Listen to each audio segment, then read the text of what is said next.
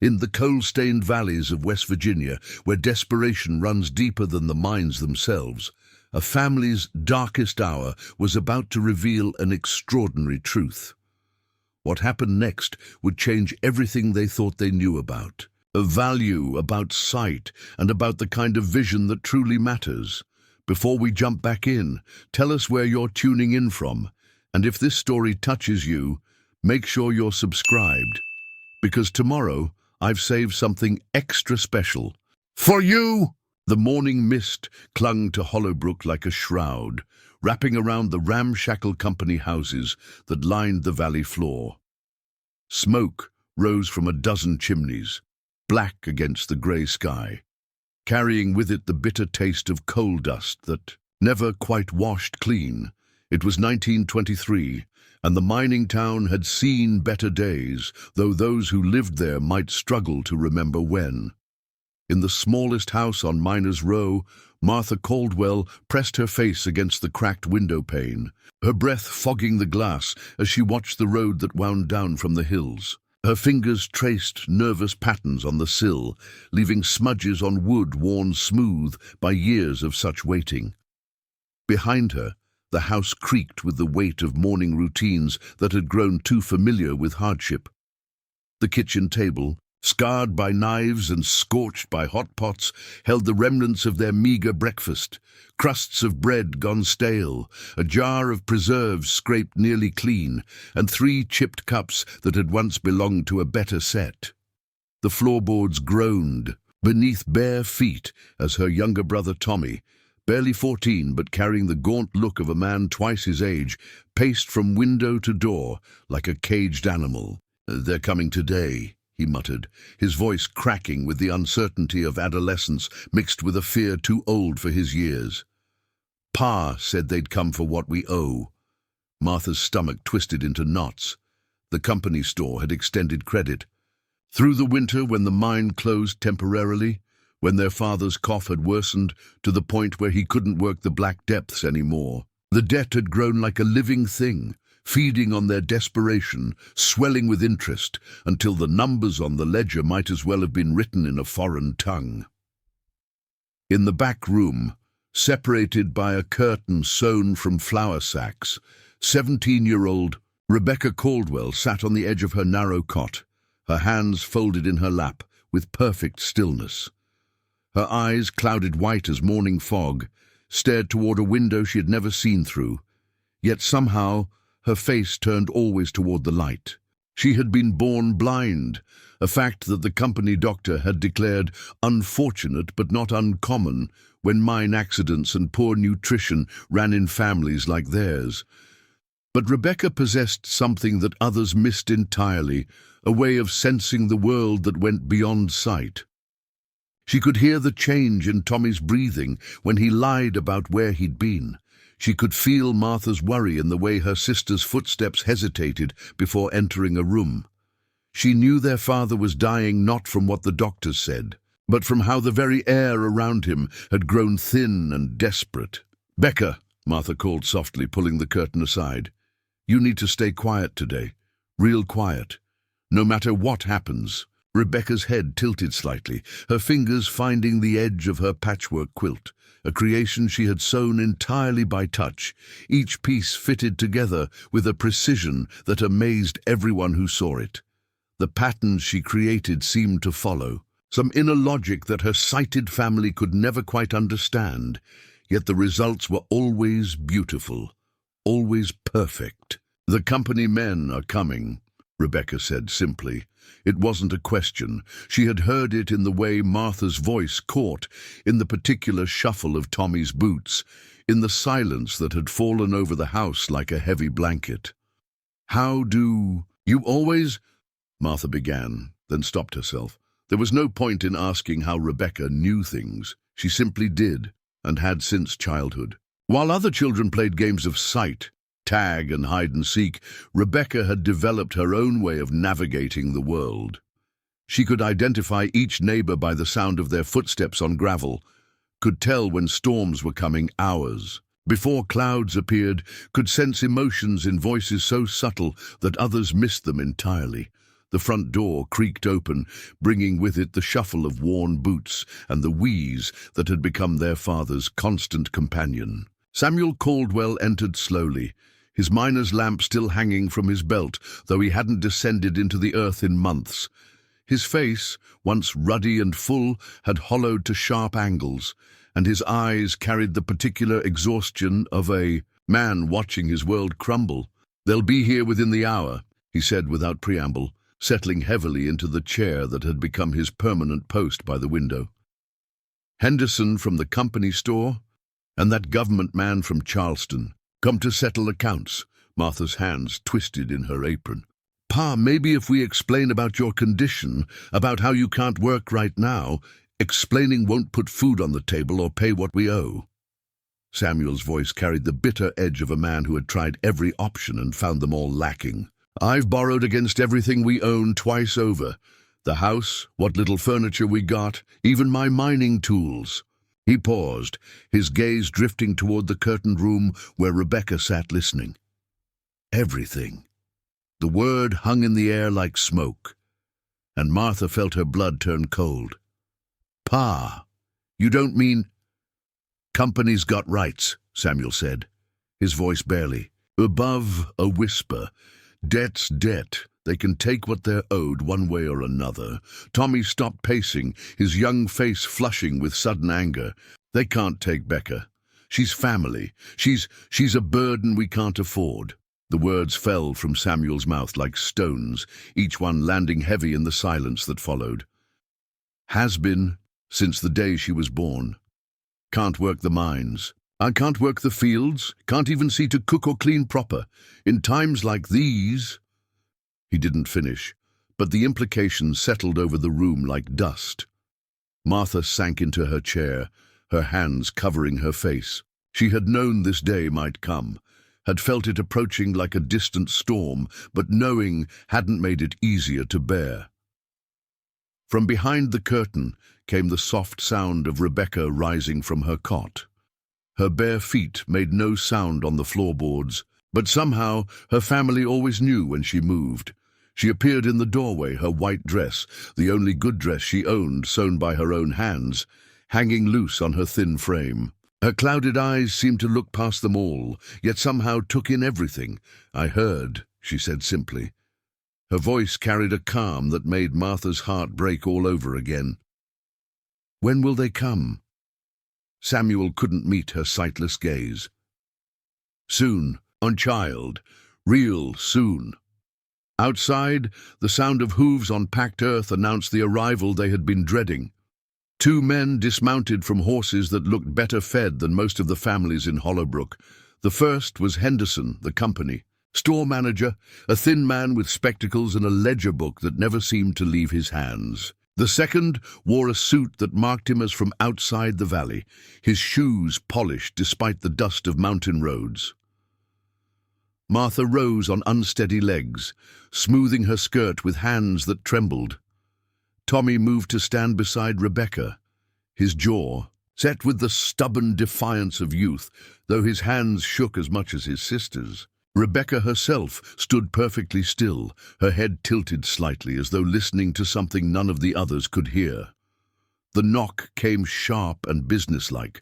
Samuel dragged himself from his chair, each movement an effort, and opened the door to face the inevitable.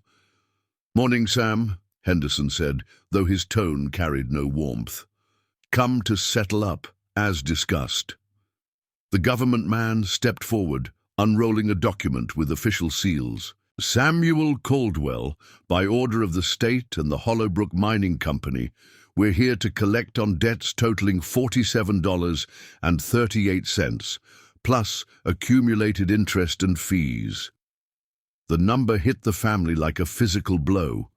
$47 might as well have been $400 or $4,000 for all their ability to pay it. Samuel's shoulders sagged further, and Martha bit back a sob. "Now, we've talked about this," Henderson continued, his voice taking on the tone of a man conducting unpleasant but necessary business.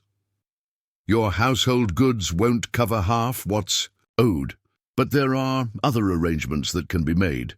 His eyes drifted toward Rebecca, who stood silent in the shadows of the doorway. The government man consulted his papers, making notes with a pencil that scratched like claws. "The girl," Henderson said flatly. 17 years old, correct? Unmarried." "She's blind," Samuel said weakly, as though this might change something. Henderson shrugged. "There's always work for willing hands, sight or no sight. Boarding houses need cleaners, factories need sorters. Someone will take her on." He opened his ledger, running his finger down a column of figures. "State'll give credit of $2 toward your debt for transfer of responsibility." $2. The words echoed in the small room like gunshots. Martha's hand flew to her mouth, stifling the cry that rose from her chest. Tommy stepped protectively in front of Rebecca, his fists clenched, though he was still more boy than man and no match for grown men with the law behind them. $2 for a human life, Tommy spat, his voice breaking with rage and disbelief. The government man barely glanced up from his papers. $2 for someone who can't contribute to household income and requires care.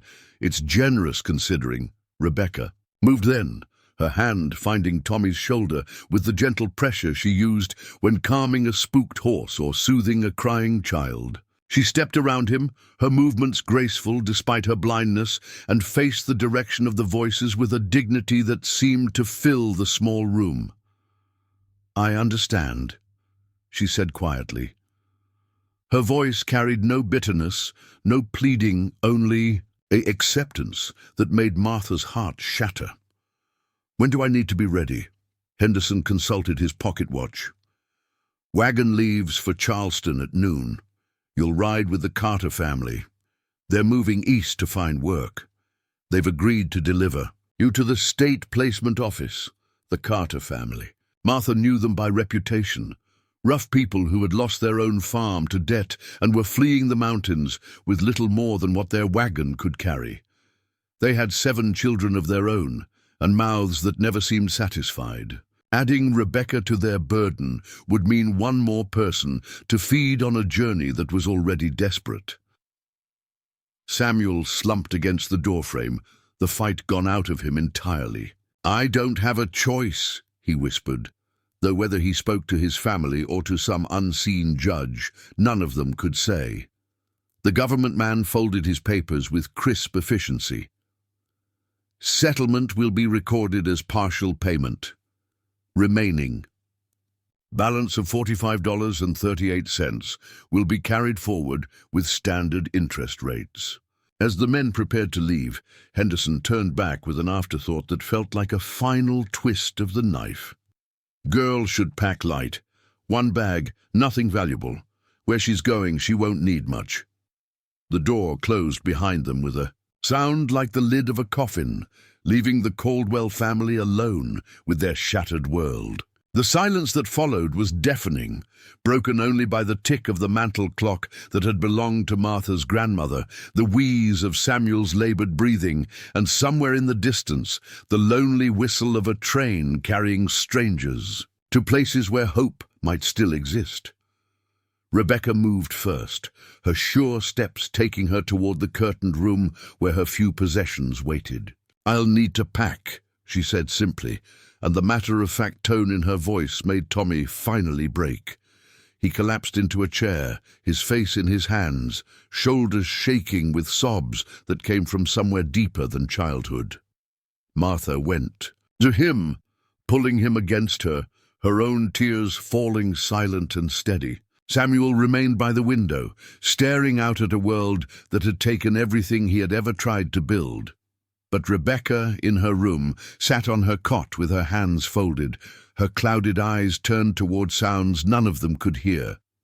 The distant rumble of wagon wheels, the call of a hawk circling high above the valley, and something else, something that made her tilt her head and listen with the intensity of someone who had learned to see the world in ways that sight could never reveal.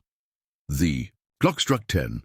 And outside, the mist began to lift from the valley floor, revealing the scars that mining had left on the mountainsides. In just 2 hours, Rebecca Caldwell would climb into a stranger's wagon and disappear from the only home she had ever known. Sold for the price of a Sunday dinner to people who saw her blindness as her only defining feature.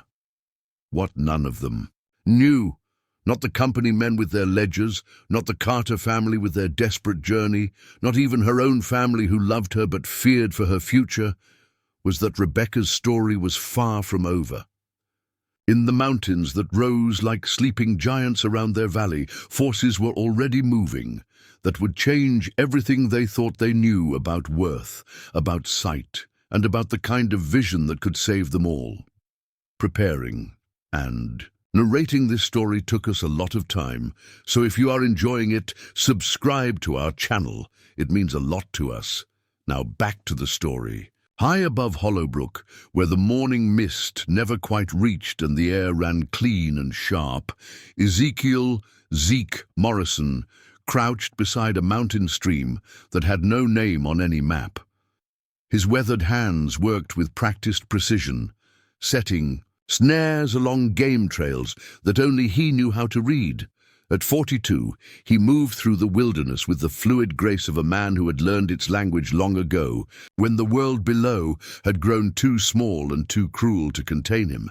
The mountains had been his home for nearly 2 decades, ever since the day he'd walked away from civilization with nothing but the clothes on his back and a heart too broken to heal in the company of other men.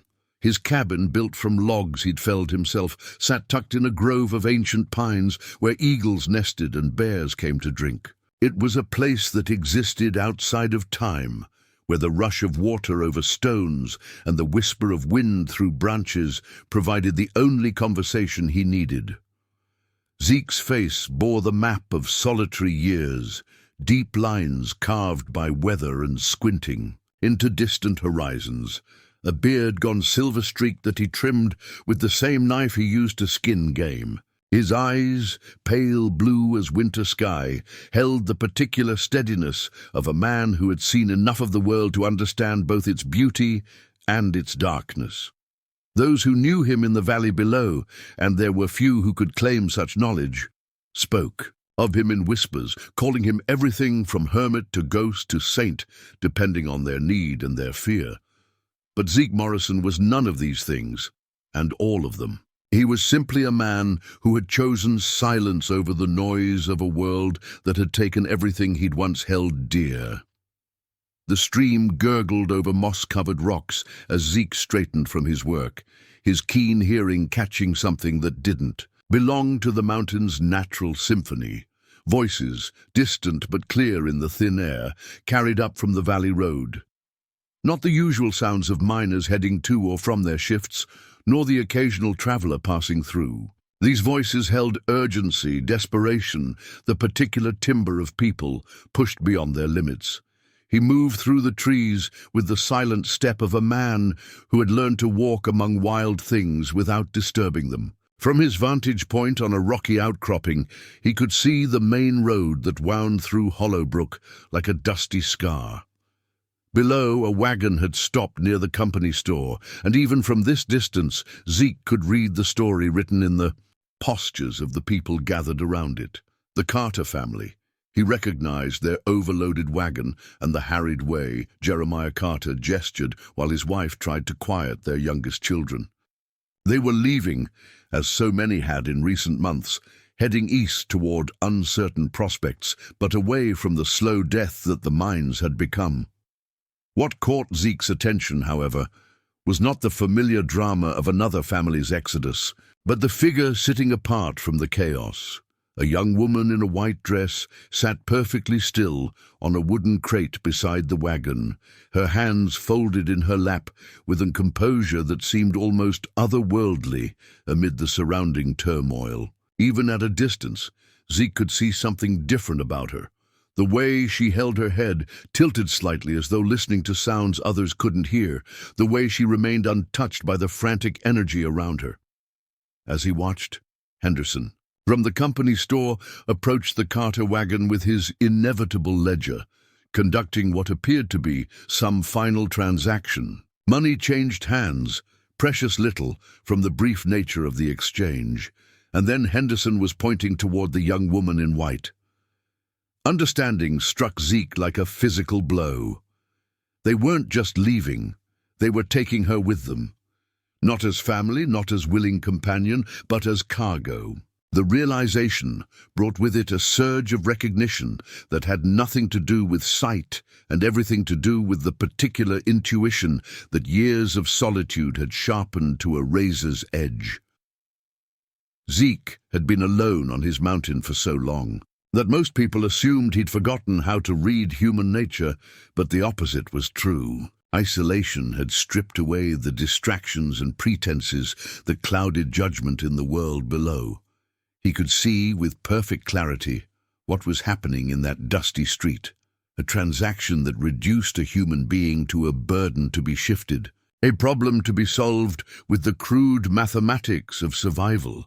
The young woman's stillness told him more than movement could have. She wasn't resigned, she was listening, gathering information in ways that others might miss.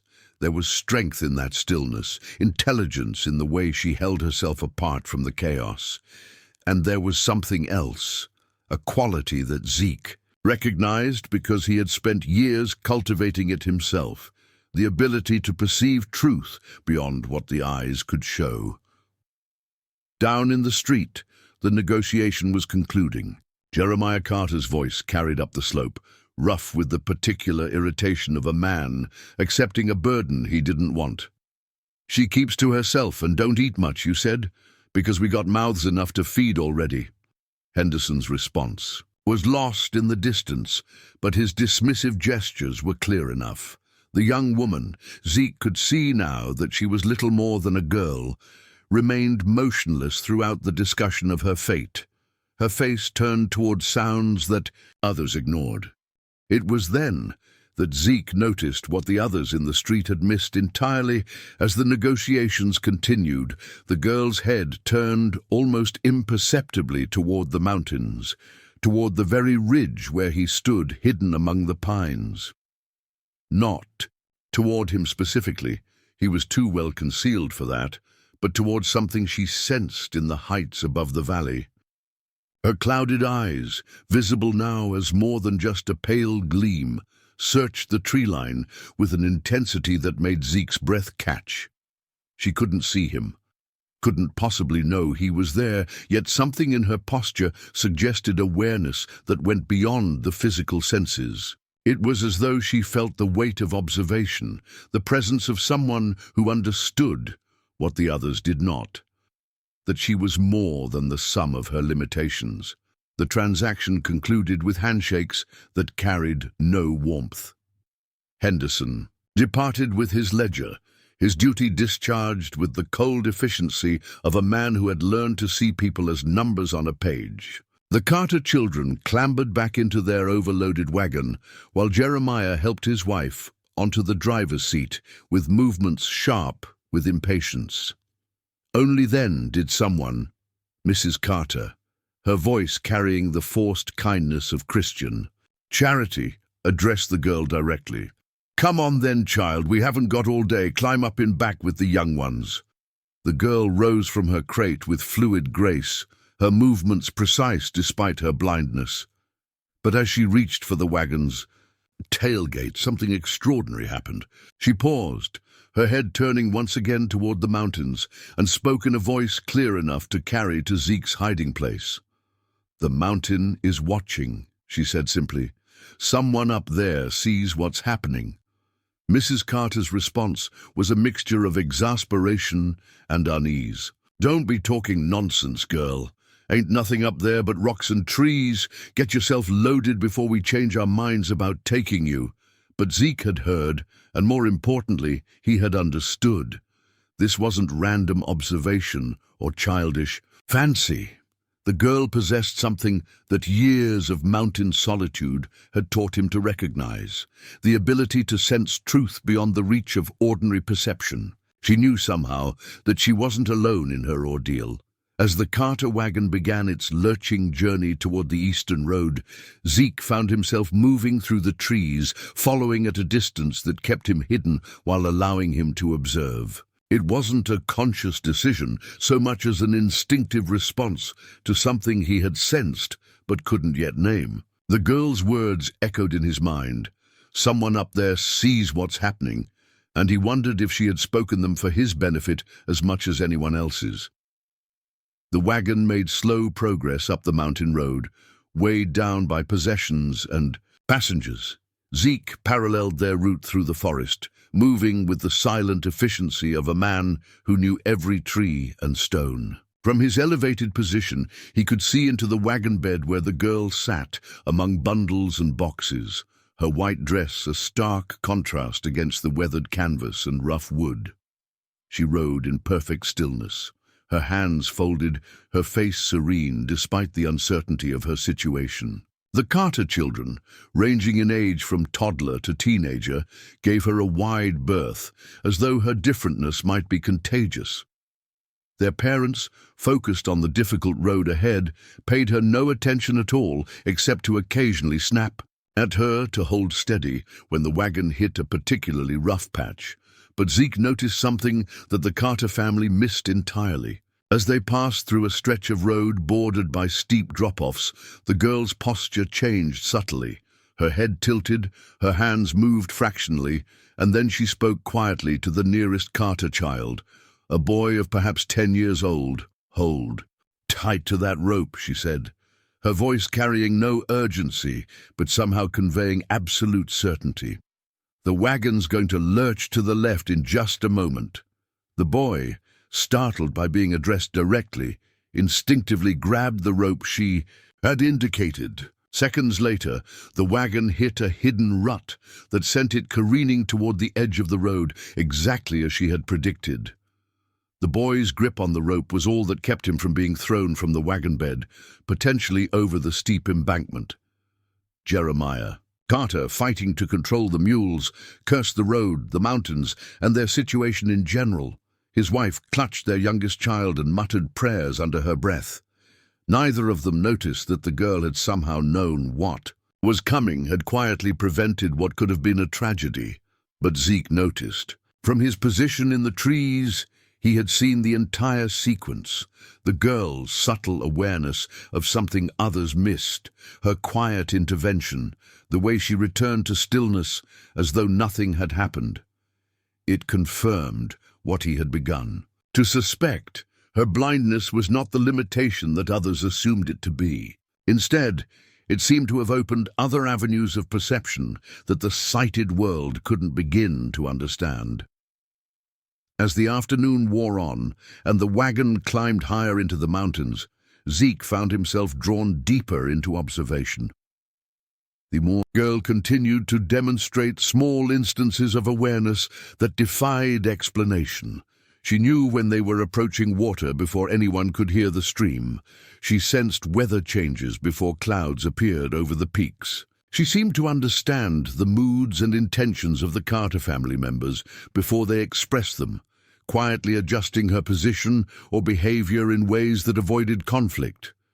It was during their stop for the midday meal that Zeke witnessed something that changed everything. The Carters had pulled their wagon into a clearing beside a mountain stream, and while the adults tended to their animals and the children played along the water's edge, the girl sat apart on a fallen log, her hands working with something in her lap.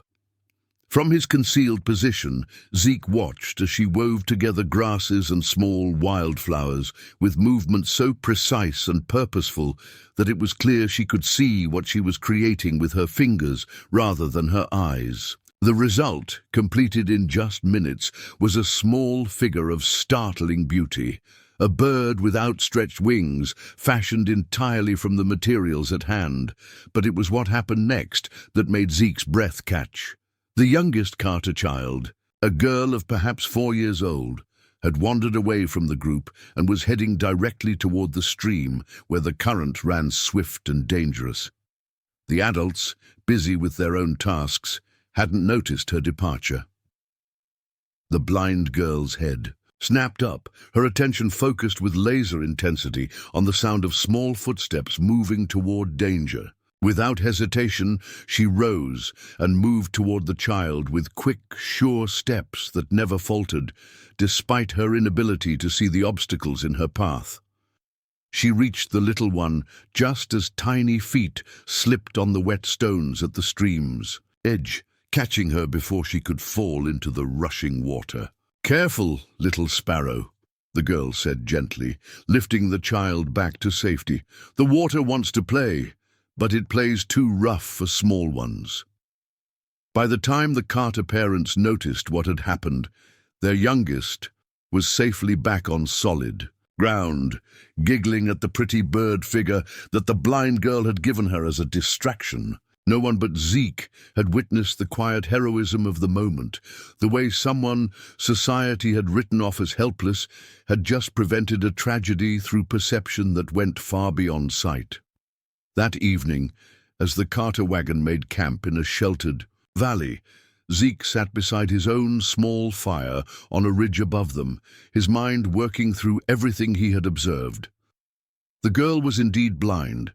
That much was clear from the milky white of her eyes and the way she moved through the world by touch and sound. But she was also gifted with something that most sighted people never developed, an awareness of the world that operated on levels beyond the physical. She could sense things others missed, predict events before they occurred, understand people's emotions and intentions through cues that the seeing world overlooked entirely.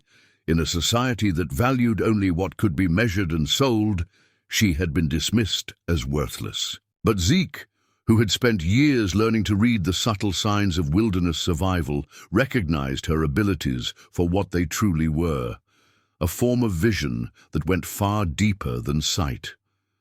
As the stars emerged over the mountain peaks and the sounds of the Carter camp settled into the quiet rhythms of sleep, Zeke made a decision that surprised him with its certainty. Tomorrow, when the wagon continued its journey toward Charleston and the uncertain fate that awaited the girl there, he would be ready.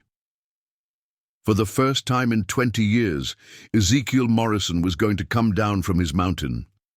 Dawn broke pale and cold over the mountain pass, casting long shadows through the pine trees that bordered the narrow road. The Carter wagon creaked and groaned as it navigated the rocky terrain, its overloaded frame protesting every bump and rut. Jeremiah Carter's voice carried sharp on the morning air as he urged the mules forward, his impatience growing with each mile that separated them from their destination. "Keep them animals moving," he barked to his eldest son, who walked alongside the wagon with a switch. "We got ground to cover if we're going to make Charleston by week's end." In the wagon bed, Rebecca sat with her back straight against a pile of bundled possessions, her white dress now dusty from the road, but her composure unchanged. The Carter children huddled in their respective corners, some dozing fitfully, others staring out at the unfamiliar mountain landscape with the hollow-eyed exhaustion of people pushed beyond their limits. Rebecca's hands moved slowly across the wooden slats beneath her, reading the vibrations that traveled up from the wheels, feeling the rhythm of the road in ways that told her more about their progress than any landmark could have revealed to sighted eyes. They were climbing steadily now, following a path that would take them over the highest pass before beginning the long descent toward the valley settlements beyond. But something else traveled with them on that mountain road, something the Carter family couldn't sense, but that Rebecca felt with growing certainty. She turned her head toward the tree line, her clouded eyes searching the green darkness between the pines, and whispered so softly that only the wind could carry her words. "I know you're there." High above the road, moving through the forest with the silent precision of a hunting wolf, Zeke Morrison kept pace with the struggling wagon. He had been tracking them since before first light, his mountain-trained senses allowing him to predict their route and position himself where he could observe without being seen. In his hands, he carried the tools of his solitary trade, a rifle. worn smooth by years of use, a leather satchel containing supplies and something else that had surprised even him, a sense of purpose he hadn't felt in 2 decades. The decision to intervene hadn't come easily. Zeke had built his life around the principle of non-involvement, around the belief that the world below was a place of pain and disappointment best avoided entirely. But watching the girl, Rebecca, he had learned her name from fragments of conversation, had awakened something in him that he had thought buried with his past. She reminded him of another girl, long ago, who had possessed her own form of special sight. His sister Mary had been able to predict weather with uncanny accuracy, could sense when animals were sick before any symptoms appeared, could read people's intentions in ways that seemed almost supernatural. The townspeople had called her touched, blessed, or cursed, depending on their mood and their need. And when the fever had taken her at 16, Zeke had lost not just his sister, but his faith in a world that couldn't recognize the value of what made her different. Now, 25 years later, he watched another girl with extraordinary abilities being treated as worthless cargo, and the old wound in his chest opened fresh and raw. But this time, he had the power to change the outcome. The wagon had stopped for a brief rest at a rocky outcropping where a small spring provided fresh water for the animals and passengers. Zeke crouched behind a screen of mountain laurel, close. Enough now to hear individual voices, close enough to act when the moment came. He could see Rebecca clearly from his position. The way she sat apart from the Carter family's bustle, her head tilted in that characteristic listening pose, her hands folded with a patience that spoke of inner strength rather than resignation. But he could also see the growing irritation in Jeremiah Carter's movements, the way the man's wife shot disapproving glances in Rebecca's direction, the whispered conversations that clearly centered on their unwelcome passenger. "She's slowing us down," Mrs. Carter was saying, her voice pitched low but carrying clearly in the thin mountain air. "Takes twice as long for everything, getting in and out of the wagon, needing help with every little thing." "Should have charged them more for the trouble," Jeremiah replied, wiping sweat from his forehead despite the cool morning air. $2 ain't near enough for the burden she's proving to be." Rebecca's shoulders stiffened almost imperceptibly, the only sign that she had heard the conversation. But Zeke noticed something else, the way her hands moved to grip the wagon's side rail, the subtle shift in her posture that suggested she was preparing for something. Before he could wonder what, she spoke in a voice that cut through the family's complaints like a blade. "The wheel," she said clearly, "the left rear wheel, it's going to fail." Jeremiah Carter looked up from his water bucket with annoyance. "What kind of nonsense are you talking now, girl?" "The wheel," Rebecca repeated, her voice steady but urgent. "I can feel it in the vibrations. The wood is cracking where the iron rim meets the hub. It won't hold much longer on this rough ground." Mrs. Carter made a sound of exasperation. "Lord, save us from blind girls who think they know about wagon wheels. Jeremiah, we need to get moving before she comes up with more foolishness." But Rebecca was already climbing down from the wagon with careful, practiced movements. She made her way to the rear wheel she had indicated, her hands exploring the wooden spokes and iron rim with delicate precision. Her fingers found something that made her breath catch, and when she spoke again, her voice carried absolute certainty. "Here," she said, pressing her palm against a section of the wheel hub. "The crack runs deep through the wood. You can feel it if you know what to look for." Jeremiah Carter approached with reluctance, his face set in skeptical lines. But when his own rough fingers followed where Rebecca's had traced, his expression changed. The crack was there, invisible to the eye, but unmistakable to the touch, a weakness that would have sent them tumbling down the mountainside within miles. "How in the hell did you—" he began, then stopped himself, staring at the girl with something approaching awe. Rebecca stepped back, her composure intact despite the magnitude of what she had just prevented. "I listen," she said simply. The Wagon tells me things if I know how to hear them." From his hiding place, Zeke watched this exchange with growing certainty that his instincts had been correct. This wasn't luck or coincidence. Rebecca possessed abilities that went far beyond what anyone around her understood.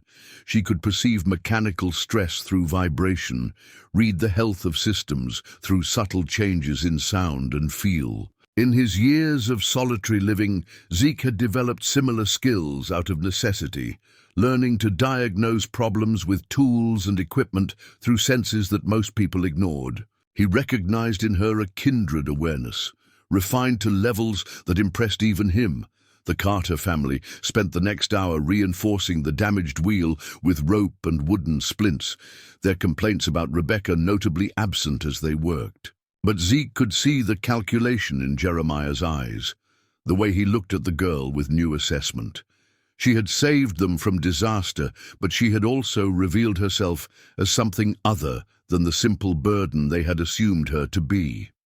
When the wagon resumed its journey, the atmosphere had shifted subtly. The Carter children no longer gave Rebecca such a wide berth, and Mrs. Carter had stopped making pointed comments about the inconvenience of their passenger.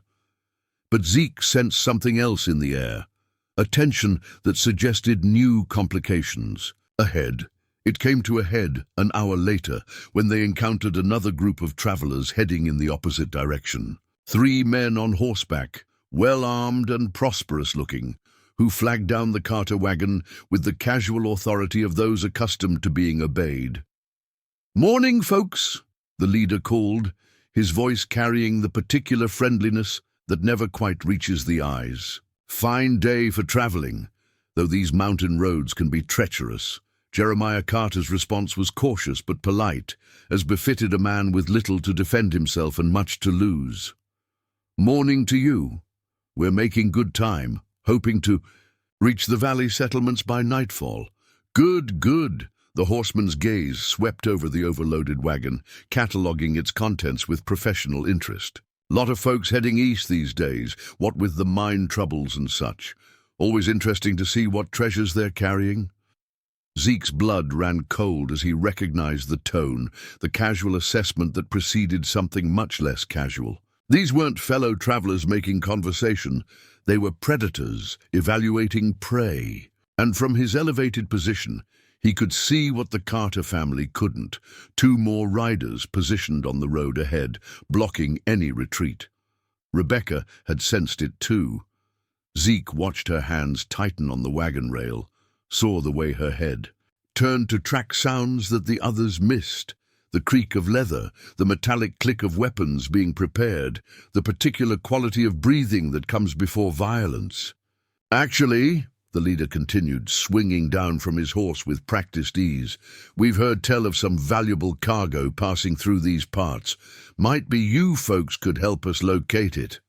Mrs. Carter's voice shook as she asked, "What? A kind of cargo?" The man's smile never wavered, but his hand moved to rest on the grip of his pistol. "Oh, various things, gold, silver, items of particular worth. Sometimes even people fetch a good price if they've got the right qualities." His eyes found Rebecca then, taking in her white dress, her stillness, the obvious fact of her blindness. But instead of dismissing her as the others had done, his gaze sharpened with interest. "Now that's curious," he said, stepping closer to the wagon. "Pretty little thing, even if she can't see. Some folks pay well for house servants who won't be tempted to wander off." He reached out as if to touch Rebecca's face, and that was when everything changed. Rebecca's hand shot out with lightning precision, catching the man's wrist before his fingers could reach her. Her grip, strengthened by years of compensating for her blindness, was iron strong, and her voice when she spoke was deadly calm. "Don't!" The man tried to pull away, found himself unable to break her hold, and his friendly mask finally slipped entirely. "Well now, seems the little bird's got some fight in her. Boys, I think we've found ourselves some interesting merchandise." That was when Zeke Morrison stepped out of the trees.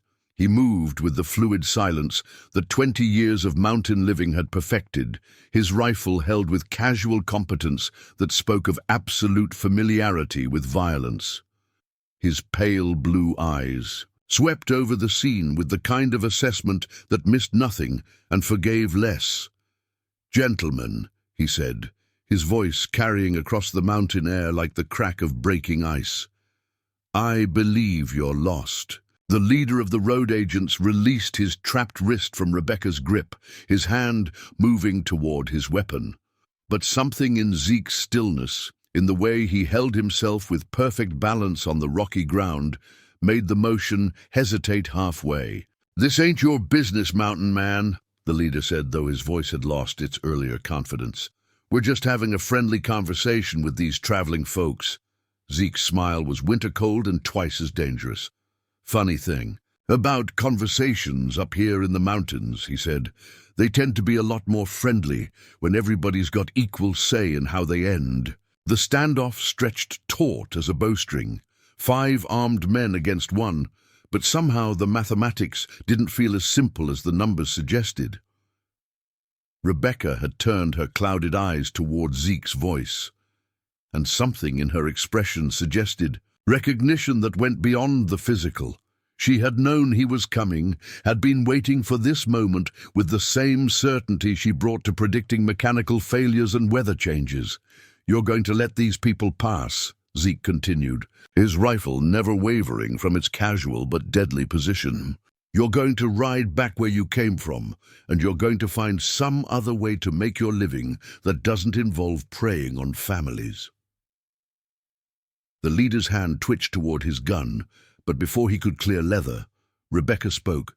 "Again, 5 seconds," she said quietly. "That's how long you have before the one behind you gets restless and makes a mistake." Both Zeke and the road agent leader turned slightly, and sure enough, one of the men positioned behind the wagon was shifting nervously in his saddle, his finger moving toward his trigger.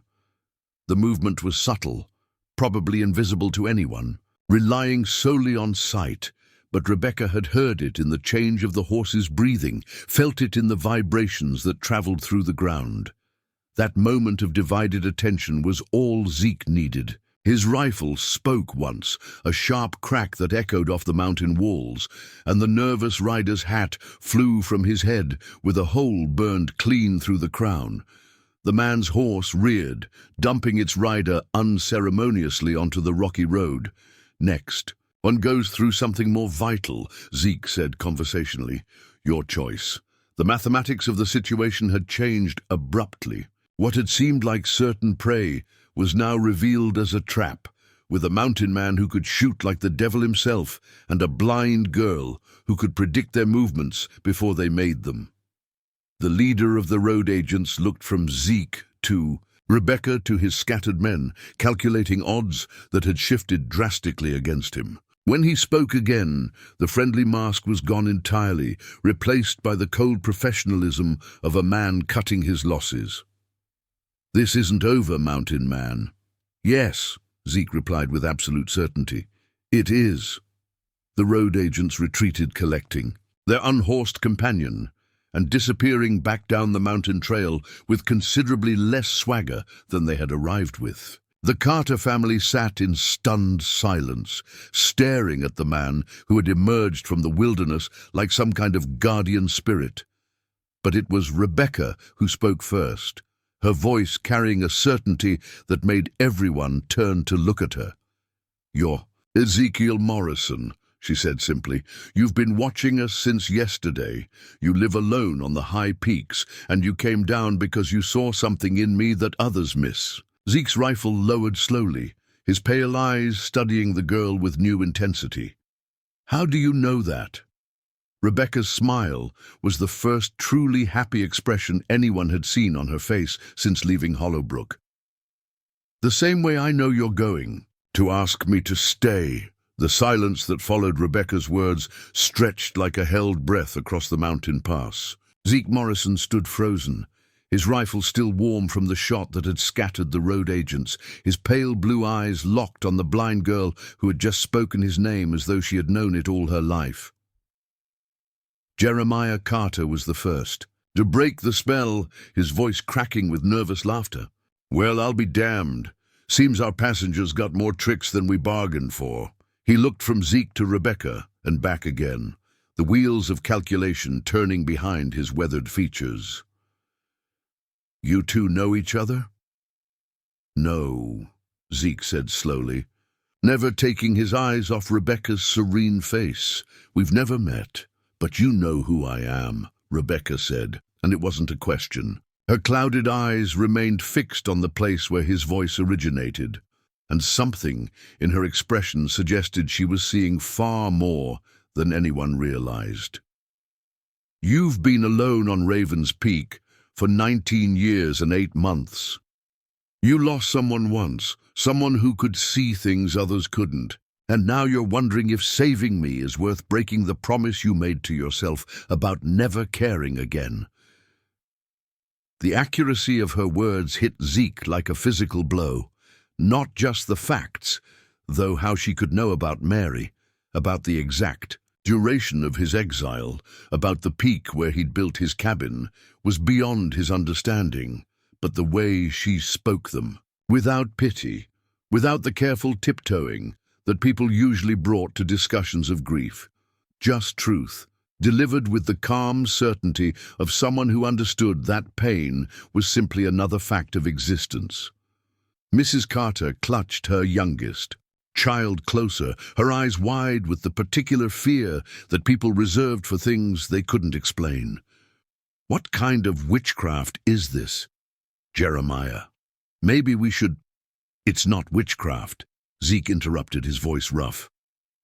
He shouldered his rifle and stepped closer to the wagon, close enough to see the fine details of Rebecca's face, the delicate bone structure that spoke of breeding better than her circumstances suggested, the pale scars on her hands that told of years learning to navigate by touch, the absolute stillness in her clouded eyes that somehow conveyed perfect awareness. "Then what is it?" Jeremiah demanded. "How does she know things she couldn't possibly know?"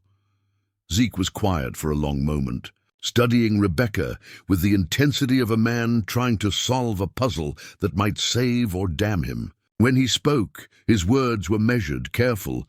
Some people hear things others don't, see patterns where others see chaos. "My sister was like that." The admission cost him something visible, a tightening around his eyes that spoke of old wounds. Reopened. People called her touched by God, or cursed by the devil, depending on their mood. Truth is, she just paid attention to things the rest of us missed. Rebecca nodded slowly. "Your sister Mary, she died of scarlet fever in the winter of 1904. She was 16, and she made you promise not to blame yourself for not being there when it happened."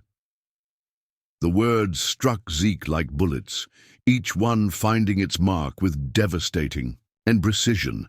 His hands tightened on his rifle grip, knuckles white against the worn wood, and for a moment the mountain man who had faced down 5 armed road agents looked as vulnerable as the boy he had once been. "How?" The word came out as barely a whisper.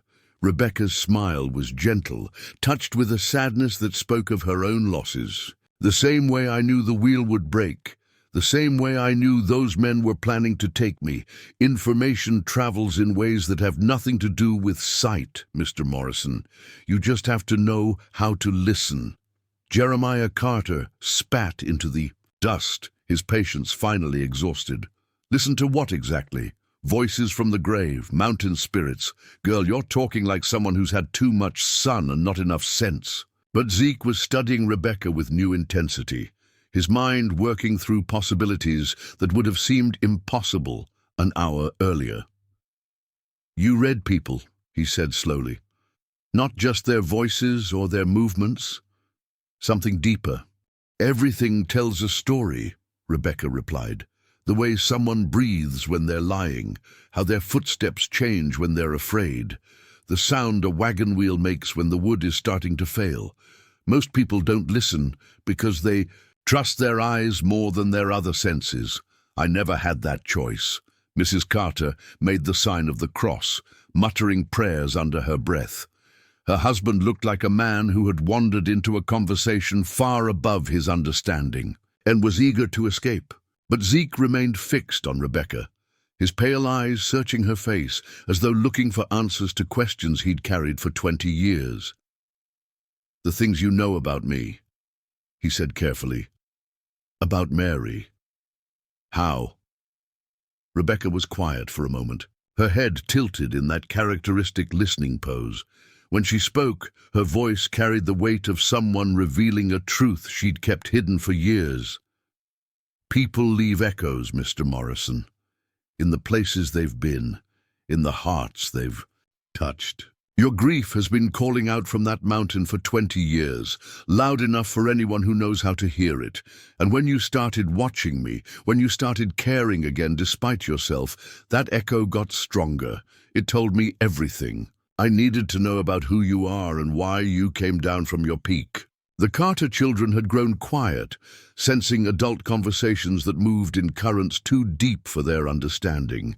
Even the mules seemed affected by the strange atmosphere, shifting restlessly in their harnesses and snorting at shadows. It was Mrs. Carter who finally broke the spell, her voice sharp with the practical concerns of a woman with 7 children to feed and protect. "Jeremiah, we need to move on. Whatever strange business is happening here, we can't afford to be caught in these mountains after dark." Her husband nodded reluctantly, clearly eager to escape a situation that had grown far beyond his comprehension. But as he moved to climb back onto the wagon seat, Zeke stepped forward. "Wait." The single word carried enough authority to freeze everyone in place. Zeke's eyes never left Rebecca's face as he spoke, his voice steady despite the magnitude of what he was about to propose. "The girl doesn't need to go to Charleston. She can stay here." Jeremiah Carter's eyebrows shot up. "Stay here? In the middle of nowhere? Mr. No disrespect, but this girl's blind. She needs proper care, people around her who can look after her needs. You live alone on a mountain. What kind of life is that for someone like her?" "Someone like her," Zeke repeated, and there was something dangerous in his tone. "You mean someone who just saved your wagon from breaking apart and your family from being robbed or worse? Someone who sees more in 5 minutes than most people manage in a lifetime?" The challenge in his words was unmistakable, and Jeremiah Carter flushed with embarrassment and anger. "That's not what I meant, and you know it. She's a young woman, unmarried, blind as a bat. She needs—" "What I need," Rebecca interrupted quietly, "is to choose for myself." The wagon fell silent. Even the mountain wind seemed to pause, waiting for her next words. Rebecca's hands moved to the rough wooden rail of the wagon bed, her fingers tracing patterns in the worn wood as she gathered her thoughts. When she looked up, her clouded eyes seemed to hold depths that had nothing to do with sight. "I've spent my whole life being told what I can't do," she said, her voice carrying clearly in the thin mountain air. "Can't work in the mines like the men. Can't keep house like the other. Women. Can't see to take care of myself. Can't contribute to the family. Can't be anything more than a burden that needs to be passed from one unwilling caretaker to the next." Her voice grew stronger as she continued, the quiet determination that had carried her through 17 years of dismissal and pity finally finding its voice. "But I know things. I can feel when storms are coming 3 days before the first cloud appears. I can hear when machinery is about to fail, when animals are sick, when people are lying or afraid or planning harm. I can work with my hands better than most people who have their sight, and I can move through the world just fine if people stop treating me like I'm made of glass." She turned toward Zeke's voice, her expression serious but unafraid. "You're offering me a chance to find out what I really am, aren't you? Not just what other people think I should be." Zeke nodded, then realized she couldn't see the gesture. "Yes," he said simply. "And you're scared," Rebecca continued, her perception cutting through his careful composure like a knife through paper. "Because caring for someone means risking loss, and you've already lost more than you thought you could survive." The accuracy of her words left Zeke speechless. Around them, the Carter family watched with growing unease, clearly wanting to be away from this strange mountain encounter, but unable to leave without resolving the question of their unwelcome passenger. Rebecca climbed down from the wagon with careful, practiced movements, her feet finding purchase on the rocky ground with sure instinct. She stood there in her dusty white dress, a young woman alone in the wilderness, looking fragile as a flower and somehow steady as the mountains themselves. "I won't be a burden to you," she said to Zeke. "I can work, I can contribute, I can help you with things you might not even know you need help with. But I need you to understand, if you take me with you, you're not rescuing a helpless blind girl. You're choosing a partner who sees the world differently than you do." Mrs. Carter made a sound of distress. "Child, you don't know what you're saying. Living alone with a man, unmarried, in the middle of nowhere, what will people think?" Rebecca's smile was sharp as winter wind. "Mrs. Carter, people sold me for $2 to strangers because they thought I was worthless. I'm not particularly concerned with what people think anymore." The truth of that statement hung in the air like a challenge, and none of the Carter family had an answer for it. They had, after all, been the agents of that transaction, willing participants in treating a human being as cargo to be delivered. Jeremiah Carter cleared his throat uncomfortably. "Well, if that's settled, we should be moving on. Got a long road ahead, and weather looks like it might turn." But Zeke was studying Rebecca with new intensity, seeing past the surface to something that made his chest tight with recognition. This wasn't just about saving her from an uncertain fate. This was about the possibility that she might save him from the slow death of isolation he'd been dying for 20 years. "It won't be easy," he said finally. "The cabin's small, built for one. Winter comes early and stays late. Nearest neighbors are a day's ride away, and most of them think I'm half crazy anyway." "Are you?" Rebecca asked, and there was genuine curiosity in her voice rather than fear. Zeke considered the question seriously. "Probably, but the right kind of crazy for mountain living." She laughed then, the first genuine expression of joy anyone had heard from her since leaving Hollowbrook. The sound echoed off the rocky walls of the pass like music, and even the Carter children smiled, despite their unease. "Then we should get along just fine," she said, as the Carter wagon resumed its journey eastward, leaving Zeke and Rebecca standing alone on the mountain road. The magnitude of what had just happened began to settle over both of them. They were strangers bound together by circumstances neither had chosen, facing an uncertain future in a place where survival would depend entirely on their ability to trust each other. Zeke shouldered his rifle and gestured toward a narrow trail that led up through the trees. "My cabin's about 3 miles that way. Trail's steep, but we'll make it before nightfall if we start now." Rebecca nodded, then paused, her head tilting in that listening pose that was becoming familiar to him. "Mr. Morrison?" "Zeke," he corrected. "If we're going to be neighbors, might as well use given names." "Zeke," she repeated, testing the sound. "What you did back there with those road agents, you saved more than just my life.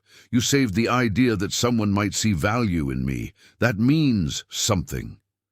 He was quiet for a long moment, watching, her face in the afternoon light filtering through the pine branches. When he spoke, his voice carried a gruffness that didn't quite hide the emotion beneath. "Rebecca," he said, and her name felt strange on his tongue after years of speaking only to himself and the mountain wind. "I hope we both don't regret this." But as they started up the narrow trail toward his solitary cabin, as Rebecca's sure feet found their rhythm on the rocky path, and her presence began to fill the silence that had been his only companion for 20 years, Zeke Morrison found himself thinking that regret might be the least of his concerns. The mountain was about to teach them both what it truly meant to see. The mountain cabin that had been Zeke Morrison's solitary kingdom for 2 decades felt suddenly impossibly small, with another person moving through its carefully ordered spaces. Built from logs he'd felled and fitted himself, it consisted of just 2 rooms, the main living area with its stone hearth and rough-hewn table, and a smaller back room where he'd stored supplies and slept alone through countless seasons of silence. Rebecca stood in the center of the main room, her hands at her sides, her clouded eyes moving as though taking inventory of a space she couldn't see, but could somehow map through senses Zeke was only beginning to understand. The late afternoon light slanted through the single window, illuminating dust motes that danced in air thick with the masculine scents of leather, wood smoke, and the particular cleanness that comes from a life lived close to wilderness. "It's beautiful," she said simply, and Zeke found himself looking at his home through her unseeing eyes, the way the firelight would play across the walls, the comfort of solid wood and stone, the sense of shelter and safety that he'd almost forgotten he'd built into every corner. "How do you know?" he asked, genuine curiosity overriding his usual reticence. Rebecca's fingers traced the air as though reading invisible text. "I can hear how the sound moves through the space, high ceiling, good craftsmanship in the joints. The fire draws well, so the chimney's built right, and—" She paused, her head tilting. "It feels peaceful, like a place where someone could think clearly." For 20 years, Zeke had believed that peace was something that came only with absolute solitude. The idea that someone else could sense it, could understand what he'd been trying to build in this remote place, stirred something in his chest that he'd thought permanently frozen. But understanding and living together were different things entirely. As the days settled into an awkward rhythm, both Zeke and Rebecca discovered that good intentions couldn't bridge the gap between 2 decades of solitary habit and the sudden necessity of shared space. The first challenge came with something as simple as morning coffee. Zeke had spent years perfecting a routine that began before dawn, rising in darkness, building up the fire from carefully banked coals, grinding beans with movements so automatic they required no thought. The addition of another person disrupted the careful choreography he'd developed, creating moments of collision and confusion that left them both struggling to find their footing. Rebecca, determined to contribute despite the unfamiliar surroundings, insisted on helping with breakfast preparation. But Zeke's kitchen, organized according to systems that made sense only to him, became a maze of frustration for hands that relied on logical placement and consistent organization. "The coffee pot," she said, reaching toward the shelf where it should have been, only to find empty space. "Left side," Zeke corrected, moving to retrieve it himself. "I keep it there because the handle doesn't catch on the—" His words stopped abruptly as their hands collided over the metal pot, the brief contact sending an unexpected shock through both of them. Rebecca's fingers were warm and sure, calloused, from years of careful work, while his were rough as bark from mountain living. Neither pulled away immediately, and in that moment of unexpected connection, both became aware of how long it had been since either had touched another human being. With anything approaching gentleness, Rebecca was the first to withdraw, her cheeks coloring slightly. "I should learn your system," she said softly. "I don't want to disrupt what works for you." But Zeke was beginning to realize that disruption might not be the disaster he'd feared. Over the following days, he watched Rebecca navigate his space with growing familiarity, her hands mapping every surface, her memory cataloging the location of tools and supplies with an accuracy that soon surpassed his own. More than that, she began to suggest improvements, changes to organization that made more sense than his haphazard bachelor arrangements. "If you kept the firewood stacked by size instead of just piling it," she said one morning, running her hands over the logs beside the hearth, "the pieces would fit together better and burn more efficiently." Zeke had been stacking firewood the same way for 20 years, but when he tried her suggestion, the results were undeniable. The fire burned cleaner, lasted longer, used less wood for the same heat. It was a small change, but it made him wonder what other improvements his isolation had blinded him to. The real revelation came when Rebecca encountered his attempts at mending. Zeke's practical skills were formidable. He could build, hunt, and survive in conditions that would kill most men, but his needlework was crude at best. Shirts hung in tatters because his repairs failed after a few wearings, and socks developed holes faster than he could patch them. Rebecca's fingers explored one of his attempted repairs, tracing the crooked stitches and uneven patches with the gentle touch of someone diagnosing a patient. "May I?" she asked, and when he nodded, then realized his mistake and spoke his agreement aloud, she settled beside the fire with needle and thread. What followed was a master class in craftsmanship that left Zeke watching in amazement. Rebecca's blind fingers worked with surgical precision, each stitch perfectly placed, each patch fitted with millimeter accuracy. But more than technical skill, there was artistry in her work. Patterns that emerged from the interplay of mended and original fabric, repairs that somehow made the garment more beautiful than it had been when whole. "Where did you learn that?" he asked, studying a shirt that looked better than anything he'd ever owned new. "Same place I learned everything else," Rebecca replied, not looking up from her work. "By paying attention to things others take for granted. Fabric tells you where. It wants to be sewn, how it wants to lie, you just have to listen." As autumn settled deeper over the mountains, their partnership began to find its rhythm. Zeke would rise before dawn to tend his traplines and hunt for game, returning to find Rebecca transforming his crude bachelor existence into something that approached actual comfort. She cooked with an intuitive understanding of flavors and timing that turned his simple supplies into meals that satisfied more than just hunger. She organized his scattered possessions with a logic that made everything more accessible. She even improved his tool maintenance, her sensitive fingers detecting wear and damage that his eyes had missed. But it was her effect on his emotional landscape that surprised him most. The silence that had been his refuge for 20 years gradually filled with conversation, tentative at first, then growing more natural as they discovered shared interests and complementary perspectives. Rebecca proved to be a gifted storyteller, weaving tales from her childhood that brought the mining town to life in ways that made Zeke understand her world without having to see it. In return, he found himself describing the mountains with a poet's eye, painting pictures with words that allowed her to experience the beauty that surrounded them through his observations. "Tell me about the sunrise," she said one morning, settling beside him on the cabin's small porch with a cup of coffee that steamed in the cool air. Zeke was quiet for a moment, struggling with the challenge of translating sight into words meaningful to someone who had never seen color or light. Finally, he began to speak, his voice tentative at first, but growing more confident as he found the language. "Right now, the whole eastern sky is turning gold, like someone scattered handfuls of wheat across blue cloth.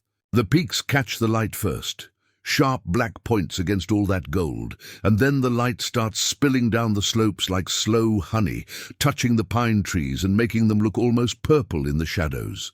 Rebecca's face turned toward the warmth she could feel but not see, her expression peaceful and attentive. "It sounds like music," she said. "The way you describe it, I can almost hear the colors changing." That comment stopped Zeke short. "Hear the colors? Everything has sound if you listen carefully enough," Rebecca explained. "Not sound like voices or footsteps, but patterns, rhythms. The way you describe that sunrise, I can hear the rhythm of how the light moves across the landscape. Fast on the peaks, slow in the valleys. Sharp notes where it hits stone, softer ones where it touches trees." It was then that Zeke began to understand something profound about Rebecca's way of experiencing the world. She didn't just compensate. For her blindness, she had developed an entirely different language for interpreting reality, one that might actually be more sophisticated than sight alone. This revelation came into sharp focus when they encountered their first practical challenge together. Zeke's water system, fed by a spring higher up the mountain, had developed problems that his visual inspection couldn't diagnose. The flow had diminished to a trickle, threatening their winter water supply, but he could find no obvious blockage or damage in the wooden pipes he'd laid himself. Rebecca's approach was entirely different. She placed her hands on various points along the pipe system, her fingers reading vibrations and pressure changes that told her a story Zeke's eyes had missed entirely. "There," she said, indicating a section of pipe that looked identical to all the others. "The blockage isn't in the pipe itself, it's underneath where the ground has shifted.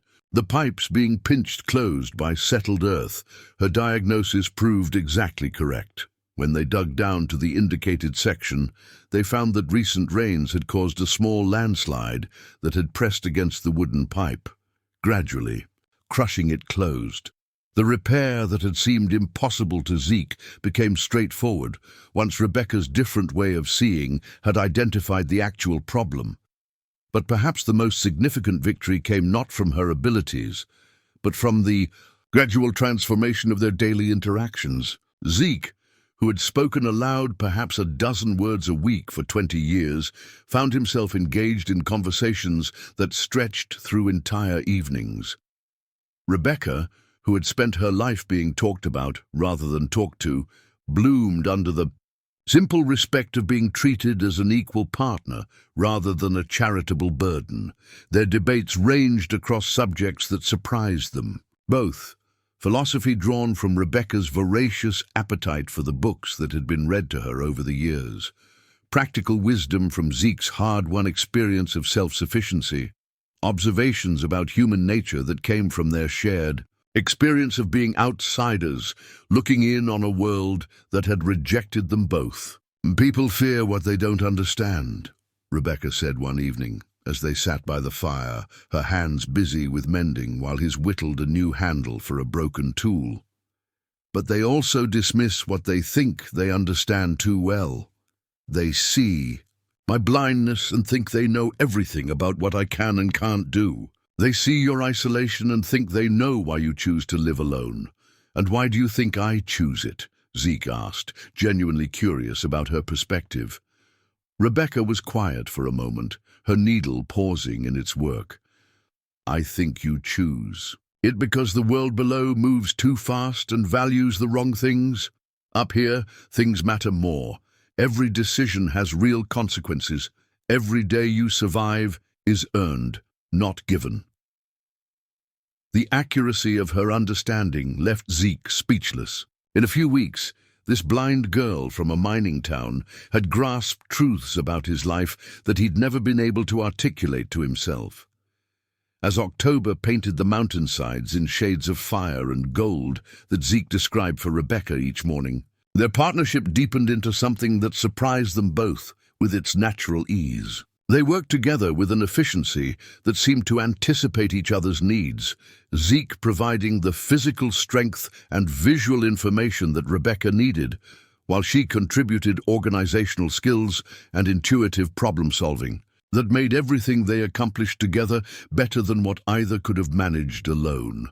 But beneath the surface satisfaction of their growing partnership, questions remained. The winter ahead would test them both in ways that autumn's gentle challenges hadn't prepared them for. And in the valley below, word was spreading about the mountain man who had taken in the blind girl, creating ripples of gossip and speculation that would eventually find their way back up the mountain paths. For now, though, they had found something that neither had expected. The beginning of understanding that true vision had very little to do with what the eyes could see. The blizzard struck without warning on a Tuesday morning in late November, transforming the mountain world into a howling wilderness of white that swallowed landmarks and turned familiar paths into deadly mazes. What had begun as light snowfall during their morning chores became a raging tempest that bent the ancient pines nearly horizontal and drove snow through every crack and crevice of the cabin with the fury of a living thing. Zeke stood at the single window, watching his carefully ordered mountain world disappear behind walls of driving snow. The wind screamed around the cabin's corners with a voice like tearing metal, and even with the fire built high, cold crept through the log walls like searching fingers. In 20 years of mountain winters, he had weathered storms that could kill the unprepared, but this one carried a particular malevolence that made his survival instincts sing with alarm. "How much wood do we have?" Rebecca asked from beside the hearth, where she was feeding split logs to flames that danced wildly in the downdrafts from the chimney. Zeke made a quick mental calculation of the supply he'd stacked under the cabins, eaves factoring in the rate they'd need to burn fuel to maintain life-sustaining heat. The numbers weren't encouraging.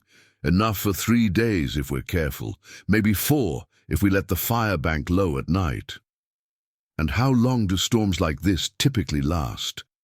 The question hung in the air between them, heavy with implications neither wanted to voice. Mountain blizzards could blow themselves out in hours, or they could rage for a week or more, burying everything under snow measured in feet rather than inches. "Hard to say," Zeke admitted. "This one feels different, bigger." Rebecca nodded, her expression calm despite the gravity of their situation. But Zeke was beginning to read her subtle signs, the way her hands moved when she was thinking, the particular stillness that meant she was processing information beyond what ordinary senses could provide. "We have another problem," she said quietly. Bigger than the wood supply. Before Zeke could ask what she meant, a sound cut through the storm's fury, a distant crack like a gunshot, followed by a crash that shook the cabin's foundation. Both of them froze, listening to the echoes that seemed to come from the direction of the supply shed where Zeke kept his winter stores of food, tools, and emergency equipment. "Tree fall," Zeke said grimly. "Big one, from the sound." He was all ready, reaching for his coat and hat when Rebecca's hand caught his arm. "Don't go out there," she said, her voice carrying an urgency that stopped him cold. "Not yet. It's not finished falling." Zeke paused, his hand on the door latch. "What do you mean, not finished?" Rebecca's head was tilted in that listening pose. That had become familiar to him, but now her entire body was tense with concentration. "I can hear it," she said. "The tree that fell, it caught on something else, the weight still shifting, settling. If you go out there now—" Her voice trailed off, but the implication was clear. Whatever had fallen was still unstable, still dangerous, and the simple act of investigating could trigger a secondary collapse that might kill him. They waited in tense silence, listening to the storm rage around them. Then, just as Rebecca had predicted, another series of crashes erupted from the direction of the shed, smaller impacts this time, but multiple, suggesting that the initial tree fall had indeed triggered a cascade of additional damage. When the sounds finally stopped, Zeke looked at Rebecca with an expression that mixed awe with growing concern. "How did you know?" "The way the wind changed after the first crash," she explained. "And the sound the wood made when it hit.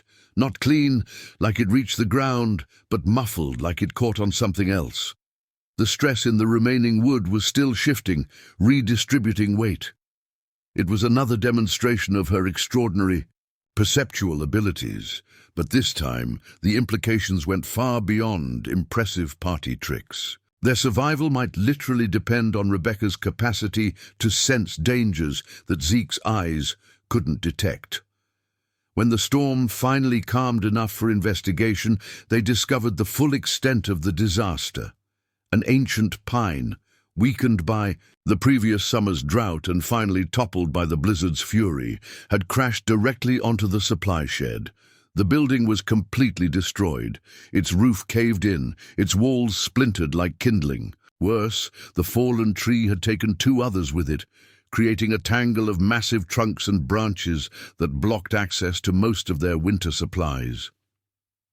Zeke stood surveying the wreckage, his face grim as he calculated what they'd lost. Salt, flour, preserved meat, tools, spare clothing, all buried under tons of wood and twisted metal roofing. What they could salvage would have to be dug out piece by piece, and with the storm still raging intermittently, time was their enemy. "We'll freeze before we can clear all this," he said, more to himself than to Rebecca, but she was already moving through the wreckage with careful steps, her hands exploring the twisted debris with systematic thoroughness. "Not all of it," she said. "We don't need to clear everything, just create access to what we need most." Her fingers traced the angles of fallen logs, reading the geometry of the collapse with an engineer's precision. "Here," she said, indicating a gap between two massive trunks. "If we can move this smaller branch and shore up that section, we can reach the food stores without disturbing the main structure." Zeke studied the tangle from her perspective and slowly began to see what she had sensed, a pathway through the chaos that his eyes, focused on the overwhelming scope of the destruction, had missed entirely. It would require careful planning and precise execution, but it was possible. Working together over the next 2 days, they managed to create the access point Rebecca had identified. Zeke provided the muscle to move heavy branches and reinforce unstable sections, while Rebecca guided the work with her uncanny ability to predict how the wreckage would shift under stress. It was dangerous, painstaking labor that left them both exhausted, but gradually they recovered enough supplies to see them through the immediate crisis. The third challenge came when Rebecca developed a fever. It started as nothing more than a slight flush to her cheeks and a barely perceptible change in her breathing patterns. Anyone else might have missed the signs entirely, but Zeke had spent enough time observing her to notice when something was wrong. By evening, there was no denying it. She was genuinely ill, her skin burning to the touch, her usual perfect composure replaced by the restless discomfort of rising sickness. For a man who had lived alone for 20 years, caring for an ill person felt like stepping into foreign territory. Zeke's medical knowledge was limited to the rough field treatment of cuts, bruises, and the occasional broken bone. Fever in the wilderness, especially in a young woman whose constitution had been weakened by years of poor nutrition, could be deadly serious. But Rebecca, even in the grip of illness, continued to amaze him with her resilience and insight. When he tried to make her drink the bitter herbal tea that was his only remedy for fever, she pushed it away with a weak but determined hand. "Not that," she said, her voice hoarse but certain. "Willow bark and elderberry, you have them here. I can smell them mixed in with your other supplies." Zeke frowned. "How do you know what I have? You've never seen my herb stores." Rebecca managed a weak smile. "I don't need to see them to know what grows on this mountain. And I've been listening to you move around the cabin for weeks. The way you pause at certain shelves, the particular sound containers make when they hold different things. Willow, bark rattles. Elderberry makes almost no sound at all." Following her instructions, Zeke prepared a tea from the herbs she'd specified. The results were remarkable. Her fever broke within hours, and by the next day, she was sitting up and insisting on helping with chores despite his protests. But the illness had revealed something that shook Zeke more than the storm or the tree fall. During the long night when her fever peaked, when he'd sat beside her makeshift bed, applying cool compresses and monitoring her breathing, he'd faced the terrifying realization of how much her presence had come to matter to him. The thought of losing her, of returning to the empty silence that had been his only companion for 2 decades, filled him with a panic that had nothing to do with practical concerns and everything to do with the heart he'd thought permanently frozen. Somewhere in the weeks of shared meals and quiet conversations, of watching her transform his crude existence into something approaching a real home, he'd begun to care again, despite all his promises to himself never to risk that vulnerability. Storm finally broke on their fourth day, leaving the mountain world transformed under a blanket of snow so deep it reached halfway up the cabin walls. They were trapped until the drifts settled enough for travel, but somehow the enforced isolation no longer felt like a hardship. Instead, it felt like an opportunity to solidify the partnership that had carried them through their first real crisis together. On their final evening before the trails became passable again, they sat beside the fire while wind howled around. The cabin with diminished fury. Rebecca was working on a project she'd begun during her recovery, a detailed map of the cabin and its surroundings, created entirely through her fingertips and translated into raised marks on a piece of bark. "For when you travel without me," she explained when Zeke asked about it, "so I can track your progress and know when to expect you back." The casual assumption that she would worry about his safety, that his return would matter to her, hit Zeke harder than any declaration of affection could have. For the first time in 20 years, someone cared whether he came home. But as the storm's fury finally exhausted itself and normal mountain quiet returned, both Zeke and Rebecca sensed that their trials were far from over. The whispers from the valley below had been growing louder, carried by hunters and trappers who occasionally ventured into the high country. Stories about the mountain man and the blind girl, speculation about their relationship, judgment from people who had never faced the kind of survival challenges that Zeke and Rebecca had just conquered together. Soon, those whispers would bring visitors to their mountain sanctuary, visitors who might not be content to let them live in peace. But for now, in the warm circle of firelight, with snow piled deep around their cabin and the mountain world locked in winter's grip, they had found something that neither had dared hope for, proof that they could face whatever came next as partners rather than strangers, each making the other stronger rather than weaker. The real test of their bond was yet to come. Spring thaw had awakened the mountain streams when they came. 6 men on horseback, picking their way carefully up the muddy trail that led to Zeke Morrison's cabin. At their head rode Sheriff William Henley from the county seat, his brass badge catching the afternoon sunlight and his expression carrying the weary authority of a man performing a distasteful but necessary duty. Behind him came Henderson from the company store, looking distinctly uncomfortable on horseback, but determined to see this business through to its conclusion. The other 4 men were strangers to the mountain, but their purpose was written clearly in their postures. Officials from Charleston who viewed this remote cabin as the end point of a bureaucratic problem that had festered through the winter months. Inside the cabin, Rebecca stood perfectly still beside the window, her hands pressed flat against the glass, as though she could feel the vibrations of approaching hooves through the earth itself. Her face was pale but composed, and when she spoke, her voice carried the calm of someone who had been expecting this moment for months. "They're here," she said simply. Zeke rose from the table where he'd been cleaning his rifle, a ritual that had become more frequent as rumors from the valley below grew increasingly pointed throughout the winter. He'd known this day would come, had felt it building like pressure before a storm, but the reality of it still hit him like a physical blow. "How many?" he asked, though he was already reaching for the gun belt he'd hoped never to wear again. 6. The sheriff, Henderson, and 4 others. Government men, by the way they sit their horses. Rebecca turned from the window, her expression serene despite the magnitude of what was approaching. "They've come to take me back."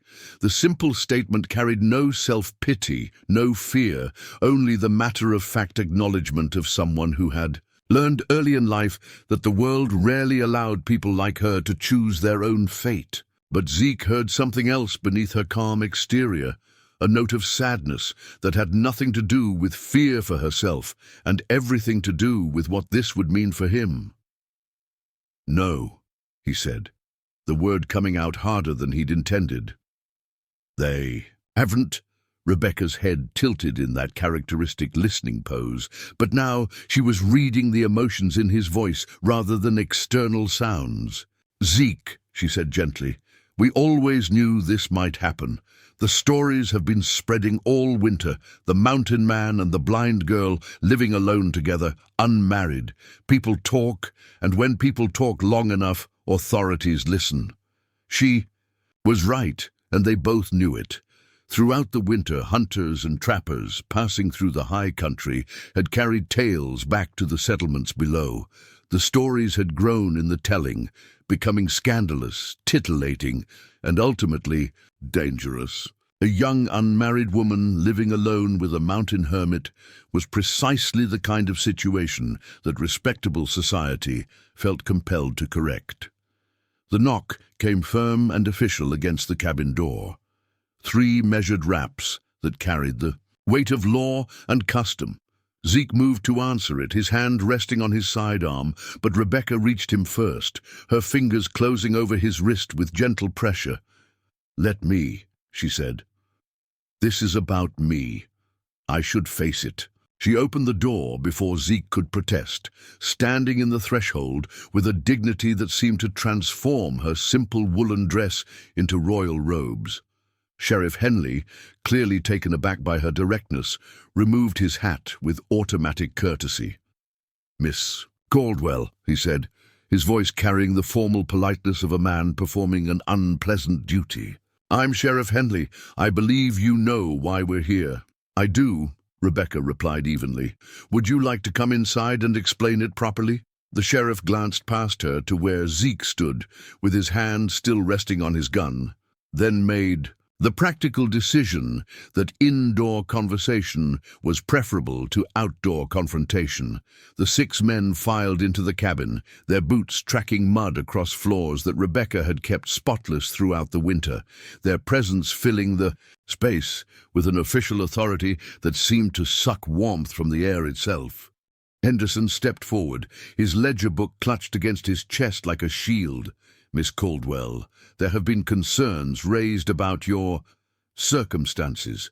Your family contracted for your placement with proper authorities in Charleston, and instead you've been, well, the situation speaks for itself." One of the government officials, a thin man with wire-rimmed spectacles and the pale complexion of someone who spent his days behind a desk, consulted a document with official seals.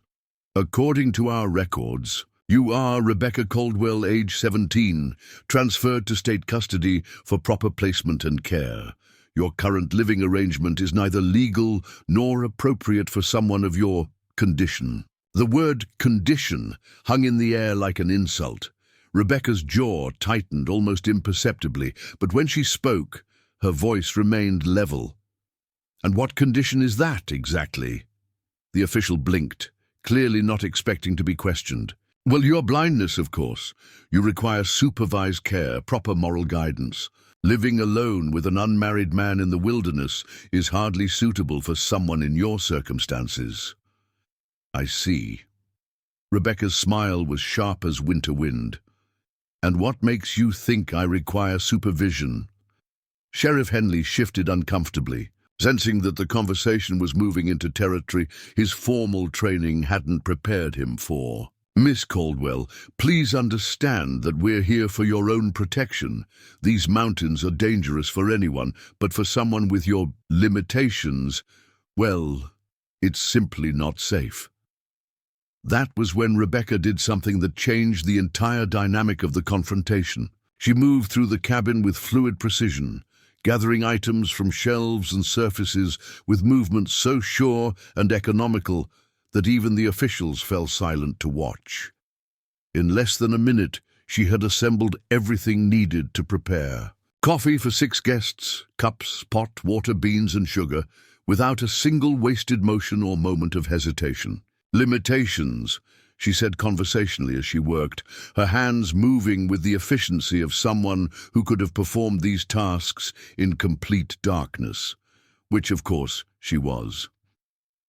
"Let me tell you about limitations, gentlemen," she began, grinding coffee beans with a hand mill, the rhythmic sound filling the cabin as she spoke. "This past winter, I've kept house for a working man, maintained food stores, mended equipment, and helped solve problems that stumped someone with 20 years of mountain experience. I've prevented accidents, diagnosed mechanical failures, and navigated terrain that challenged experienced outdoorsmen." The coffee began to brew, filling the cabin with rich aroma that made several of the officials glance longingly toward the pot. Rebecca continued her preparations without pause, her movements creating a counterpoint to her words. "I've read weather patterns, predicted equipment failures, and managed resources with an efficiency that's kept 2 people alive and comfortable through one of the harshest winters in recent memory. I've contributed equally to every aspect of our survival, and in many cases, my contributions have been more valuable than those of my sighted partner." She served coffee with the grace of a hostess in a fine parlor, each cup filled to precisely the same level, each offered with a courtesy that made the official's accusations seem crude by comparison. Only when everyone was served did she settle into her chair, her hands folded, her clouded eyes fixed on the space where her questioners sat. "Now," she said quietly, "please explain to me exactly what limitations you think I suffer from." The silence that followed was broken only by the nervous sipping of coffee and the crackle of logs in the fireplace. The officials exchanged glances, clearly realizing that their assumptions about helpless blind girls had just been thoroughly demolished. Henderson cleared his throat nervously. "Miss Caldwell, no one's questioning your capabilities. But there are proper procedures, legal requirements. Your family arranged for your care through official channels." "My family sold me for $2 to pay their debts," Rebecca said, her voice cutting through Henderson's bureaucratic language like a blade. "They didn't arrange for my care. They disposed of a burden they couldn't afford to keep." The government official with the wire-rimmed glasses consulted his papers again, seeking refuge in regulation. "Regardless of the circumstances, the state has a responsibility to ensure proper placement and supervision for wards who cannot what?" Zeke's voice cut across the official's words like a whip crack. He had remained silent throughout Rebecca's demonstration, watching with growing pride and protectiveness as she systematically destroyed every assumption these men had brought with them. But the continued insistence on her inadequacy had finally pushed him past the limits of his patience. "Cannot contribute to society," he continued, rising from his chair with the fluid motion of a predator preparing to strike. "Cannot take care of herself, cannot make intelligent decisions about her own life." He gestured around the transformed cabin, the organizational improvements, the fine needlework, the subtle touches that had turned his crude bachelor quarters into a real home. "This woman has accomplished more in 6 months than most people manage in years. She's not just surviving in the wilderness, she's thriving, and she's making everyone around her better in the process." Sheriff Henley held up a placating hand. "Mr. Morrison, I understand your feelings on the matter, but the law is clear. Miss Caldwell is a minor ward of the state, and this arrangement is irregular regardless of how well things might seem to be working.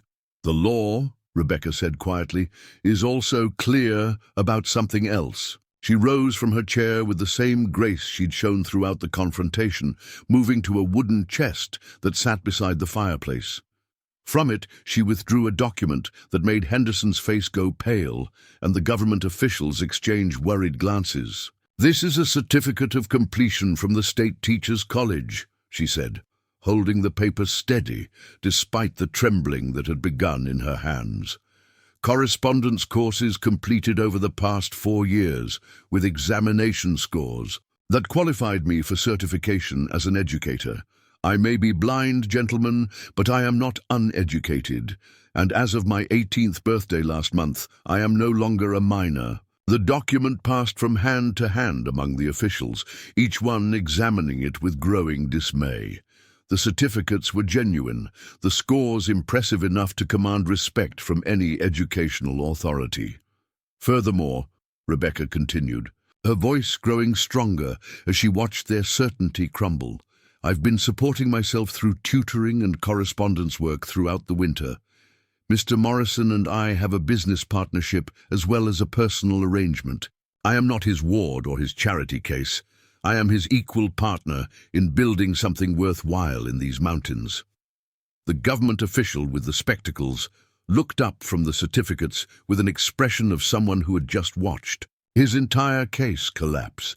Miss Caldwell, even if what you say is true, the irregularity of your living situation remains a concern. An unmarried woman living alone with a man, regardless of the practical arrangements. Who said anything about unmarried? Zeke's voice was quiet, but it carried across the cabin like thunder. Every eye in the room turned to him, including Rebecca's clouded ones. He met her gaze with an intensity that seemed to bridge the gap between sight and understanding. And when he spoke again, his words were directed entirely to her. Rebecca Caldwell, he said, his voice rough with 20 years of disuse for such tender words. Will you marry me? The question hung in the air like a bell tone, pure and clear and completely unexpected. Rebecca's hands rose to her throat, her expression cycling through surprise, joy, and something deeper that had no name. Yes, she whispered, and then louder, with a certainty that filled every corner of the cabin. Yes, Ezekiel Morrison, I will marry you. The officials stared in stunned silence as the mountain man and the blind girl smiled at each other with the radiant joy of people who had just discovered that love could grow from the most unexpected soil. Sheriff Henley was the first to recover, clearing his throat and consulting regulations that had suddenly become far more complicated. Well, he said finally, I suppose that changes the legal situation considerably.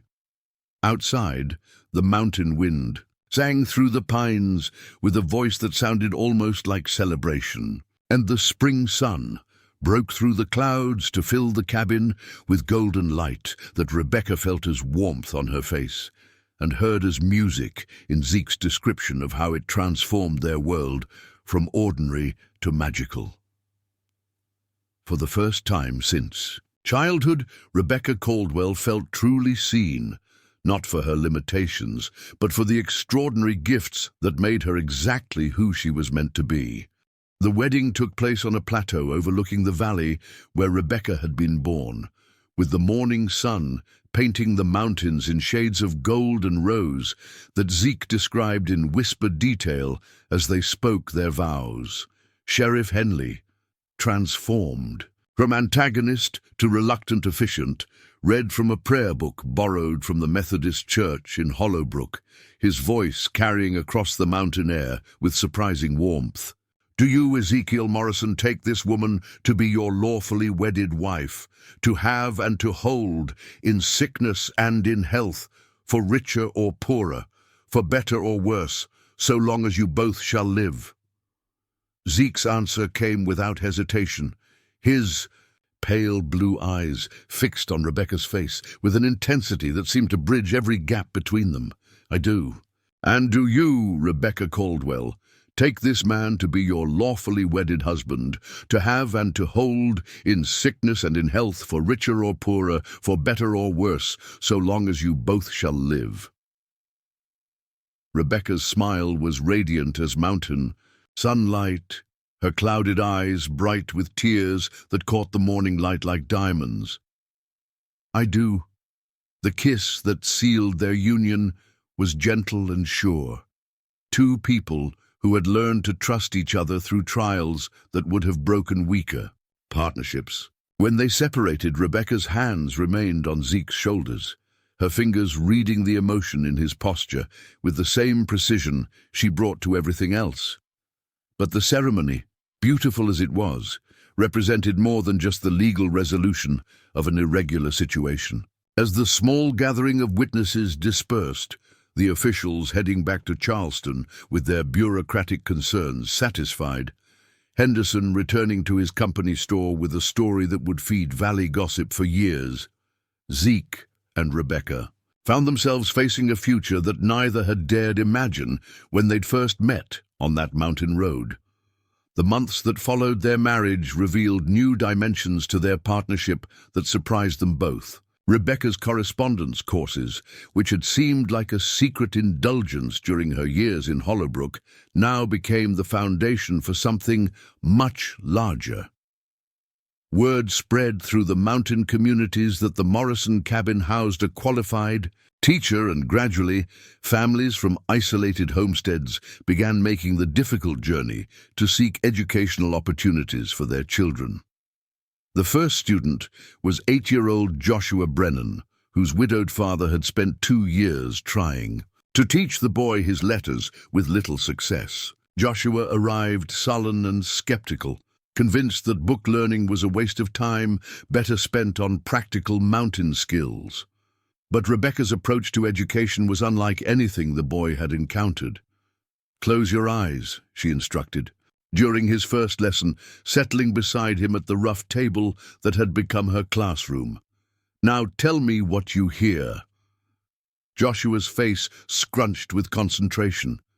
The fire crackling, wind in the trees outside. "Your voice. Good," Rebecca said approvingly. "Now listen deeper." "What else?" The boy was quiet for a long moment, his young face serious with effort. "Water running somewhere. Birds calling, something, scratching on the roof, maybe a squirrel." "Excellent.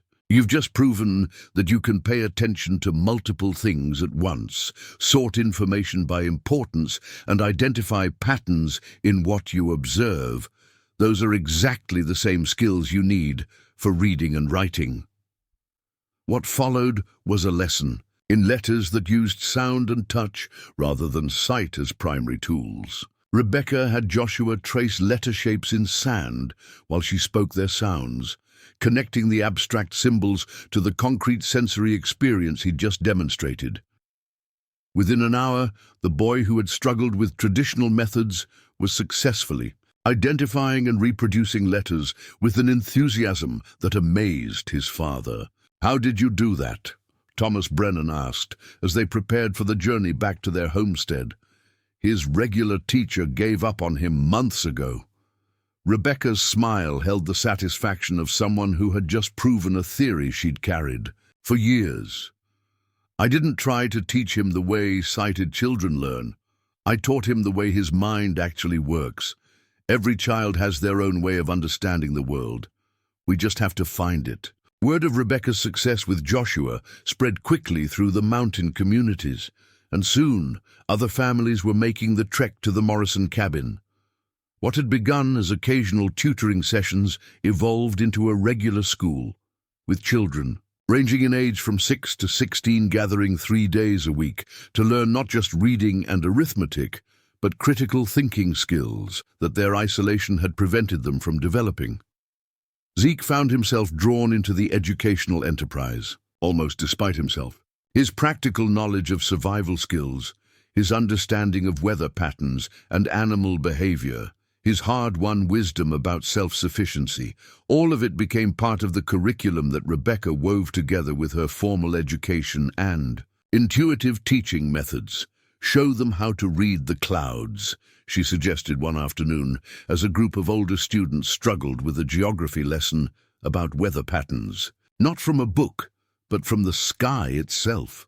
What followed was a lesson that took them outside the cabin, where Zeke pointed out the subtle signs that preceded weather changes, while Rebecca helped the students understand the scientific principles behind what they were observing. The combination of practical experience and theoretical knowledge created learning that stuck with the children in ways that pure book study never could.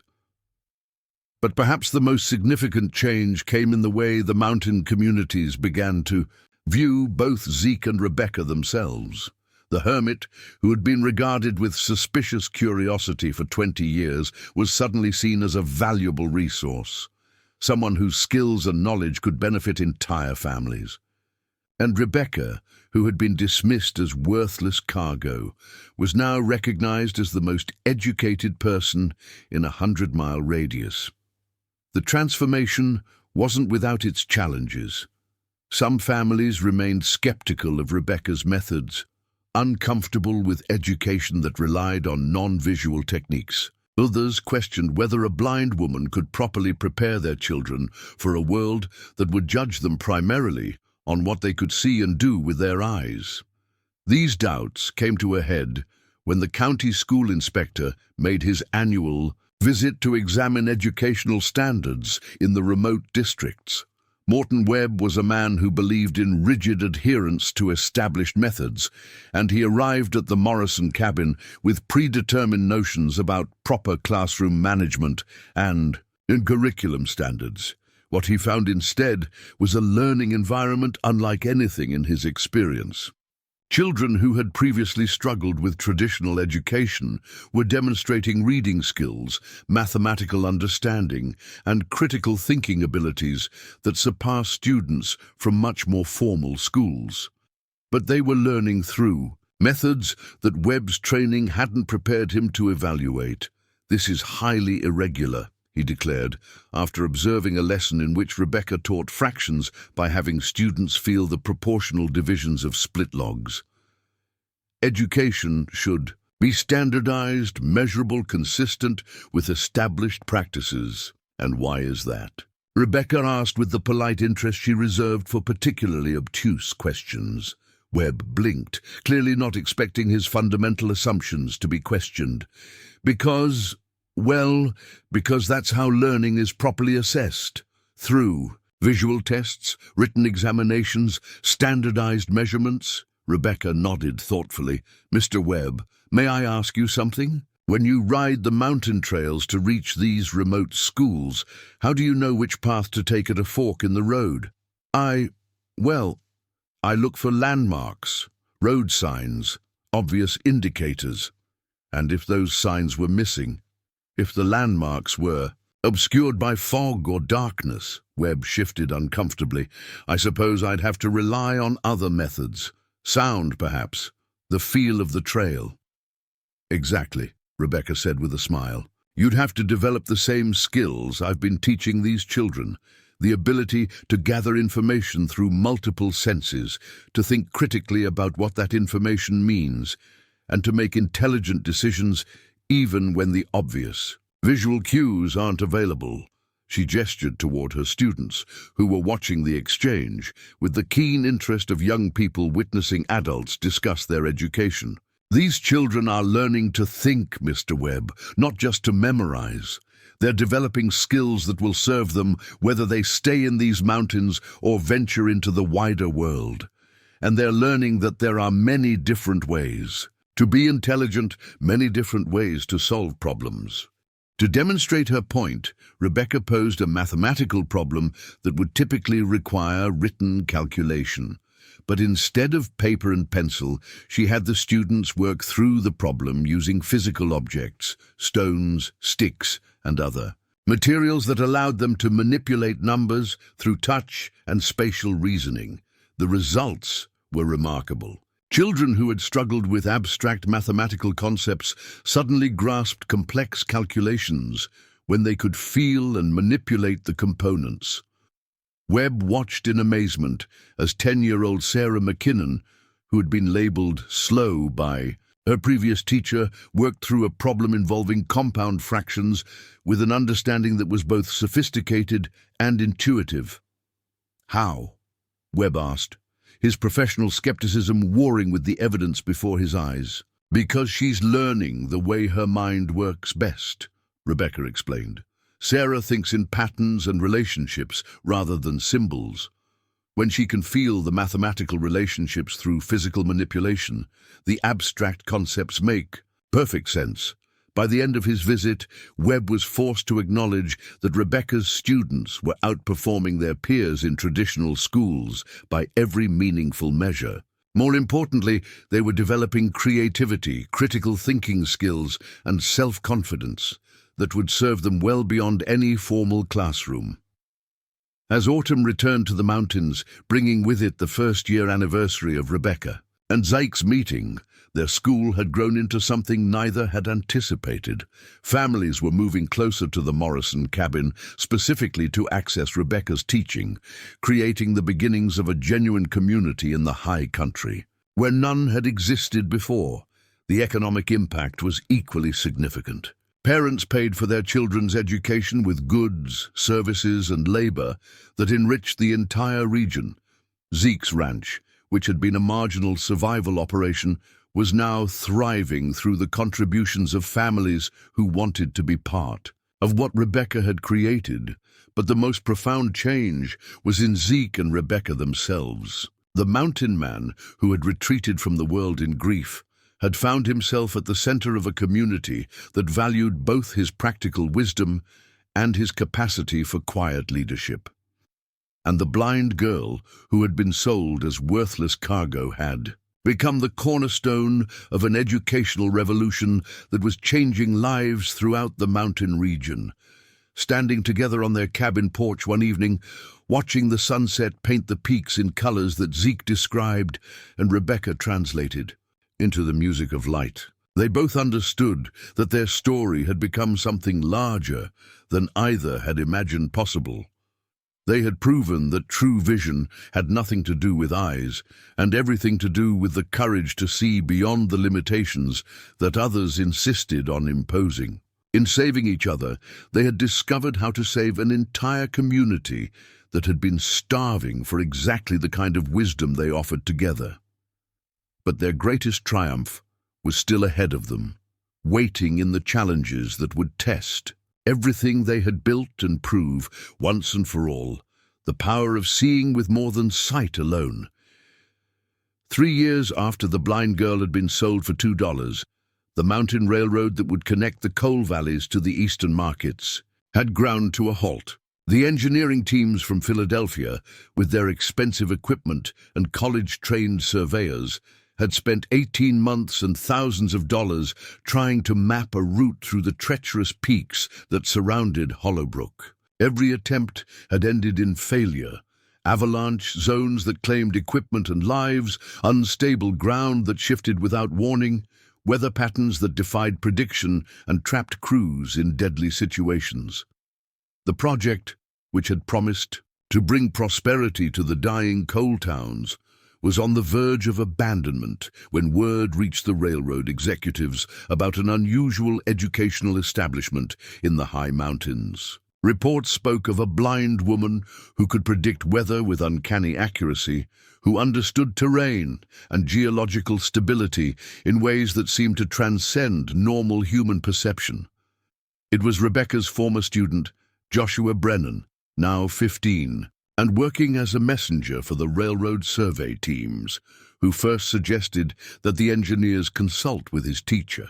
The boy had learned more than just reading and writing in Rebecca's mountain classroom.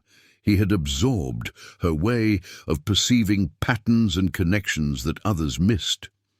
"Mrs. Morrison knows things," he told the chief engineer, a frustrated man named Harrison Clark, who had watched 3 different survey routes end in disaster. "She can tell when ground's going to shift, when weather's going to turn dangerous. Maybe she could help figure out why your routes keep failing." Clark's initial response was the skeptical dismissal that Rebecca had faced her entire life. "Son, I've got teams of trained engineers with the finest surveying equipment money can buy. What could a blind woman possibly tell us that we don't already know?" But desperation has a way of opening minds that confidence keeps closed, and after the 4th survey team barely escaped an avalanche that had come without warning, Clark found himself riding up the mountain trail toward the Morrison cabin, with questions he would never have imagined asking 3 years earlier. He arrived on a crisp October morning to find Rebecca teaching a geography lesson to a dozen children from across the mountain region. But instead of maps and globes, she was using a 3-dimensional model of their local terrain that she had constructed entirely from memory and touch. Every peak, valley, and stream rendered in precise detail, using clay, stones, and carved wood. "The railroad wants to go here," she was saying to her students, indicating a valley that the engineers had surveyed repeatedly. "But what do you notice about the slope of this hillside?" 10-year-old Mary Hutchins raised her hand. "It faces north, so it stays cold longer. And there's a creek running underneath. You can see where the model shows the water cutting through."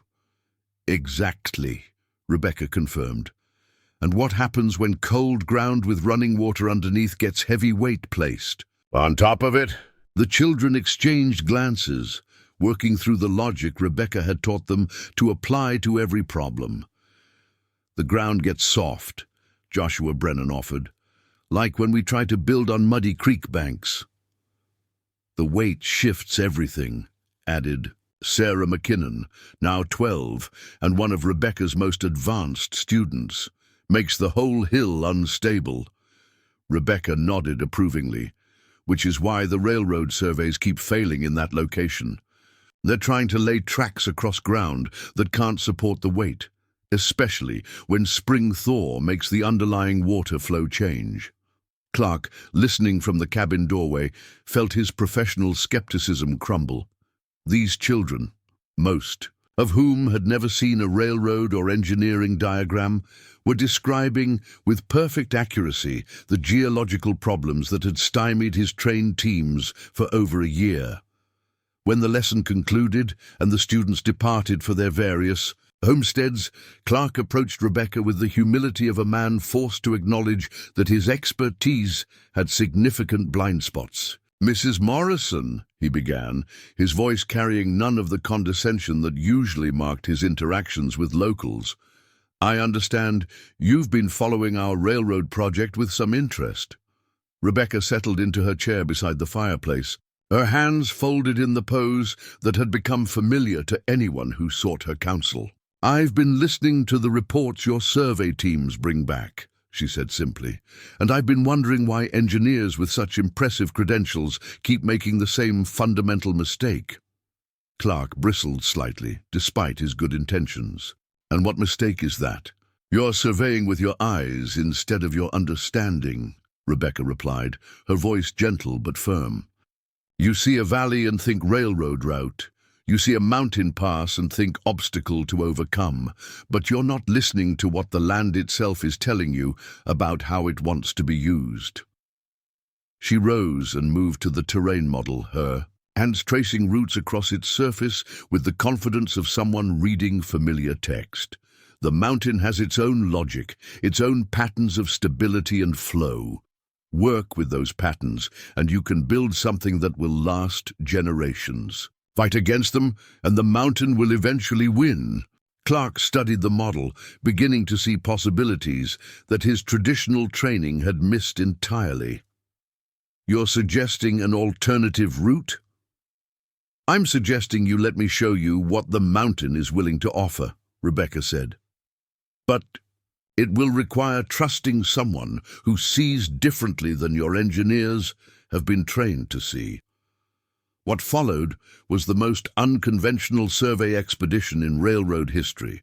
Rebecca, riding side saddle on Zeke's most gentle horse, guided a team of engineers through mountain terrain using senses that had nothing to do with sight and everything to do with deep understanding of how natural systems worked. She identified stable ground by the sound it made underfoot, predicted weather changes hours before they appeared on any horizon, and navigated through fog-shrouded passes using landmarks that existed in sound and scent rather than vision. More remarkably, she demonstrated an intuitive grasp of geological principles that rivaled formally trained experts. "Here," she said, dismounting at a plateau that overlooked the entire valley system. "This is where your railroad needs to run." Clark examined the location with his surveying instruments, then consulted maps that showed every previous attempt at routing the line. "Mrs. Morrison, this route is 3 miles longer than our preferred path, and it requires building bridges across 2 creek valleys." "Yes," Rebecca agreed calmly. But it follows the natural contours of stable ground, avoids the seasonal flood zones, and positions the track where winter avalanches can't reach it. Your shorter routes keep failing because they try to force the railroad to go where the mountain doesn't want it. This route works with the mountain's preferences instead of against them. The surveying that followed proved Rebecca's assessment correct in every detail. The route she had suggested, mapped entirely through her extraordinary perception of natural patterns, provided stable foundation for construction, avoided every geological hazard that had destroyed previous attempts, and offered grades gentle, enough for loaded trains to navigate safely. But the vindication of her route selection was only the beginning.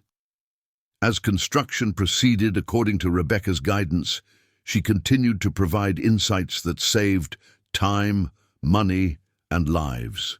She predicted exactly when and where spring floods would threaten work crews, allowing them to relocate to safety before disaster struck. She identified potential avalanche zones that traditional survey methods had missed, preventing what could have been catastrophic accidents. Most remarkably, she solved the problem of the Great Cut, a section where the railroad needed to pass, through solid rock that had resisted every attempt at blasting. Traditional explosives had proven either ineffective or dangerously unpredictable, and the project was again facing potential abandonment when Rebecca offered a solution that seemed to come from nowhere. "The rock has a grain," she explained to the demolition team, her hands exploring the stone face that had defied their efforts. "Like wood, but deeper. If you listen to how sound travels through it, you can find the natural fracture lines."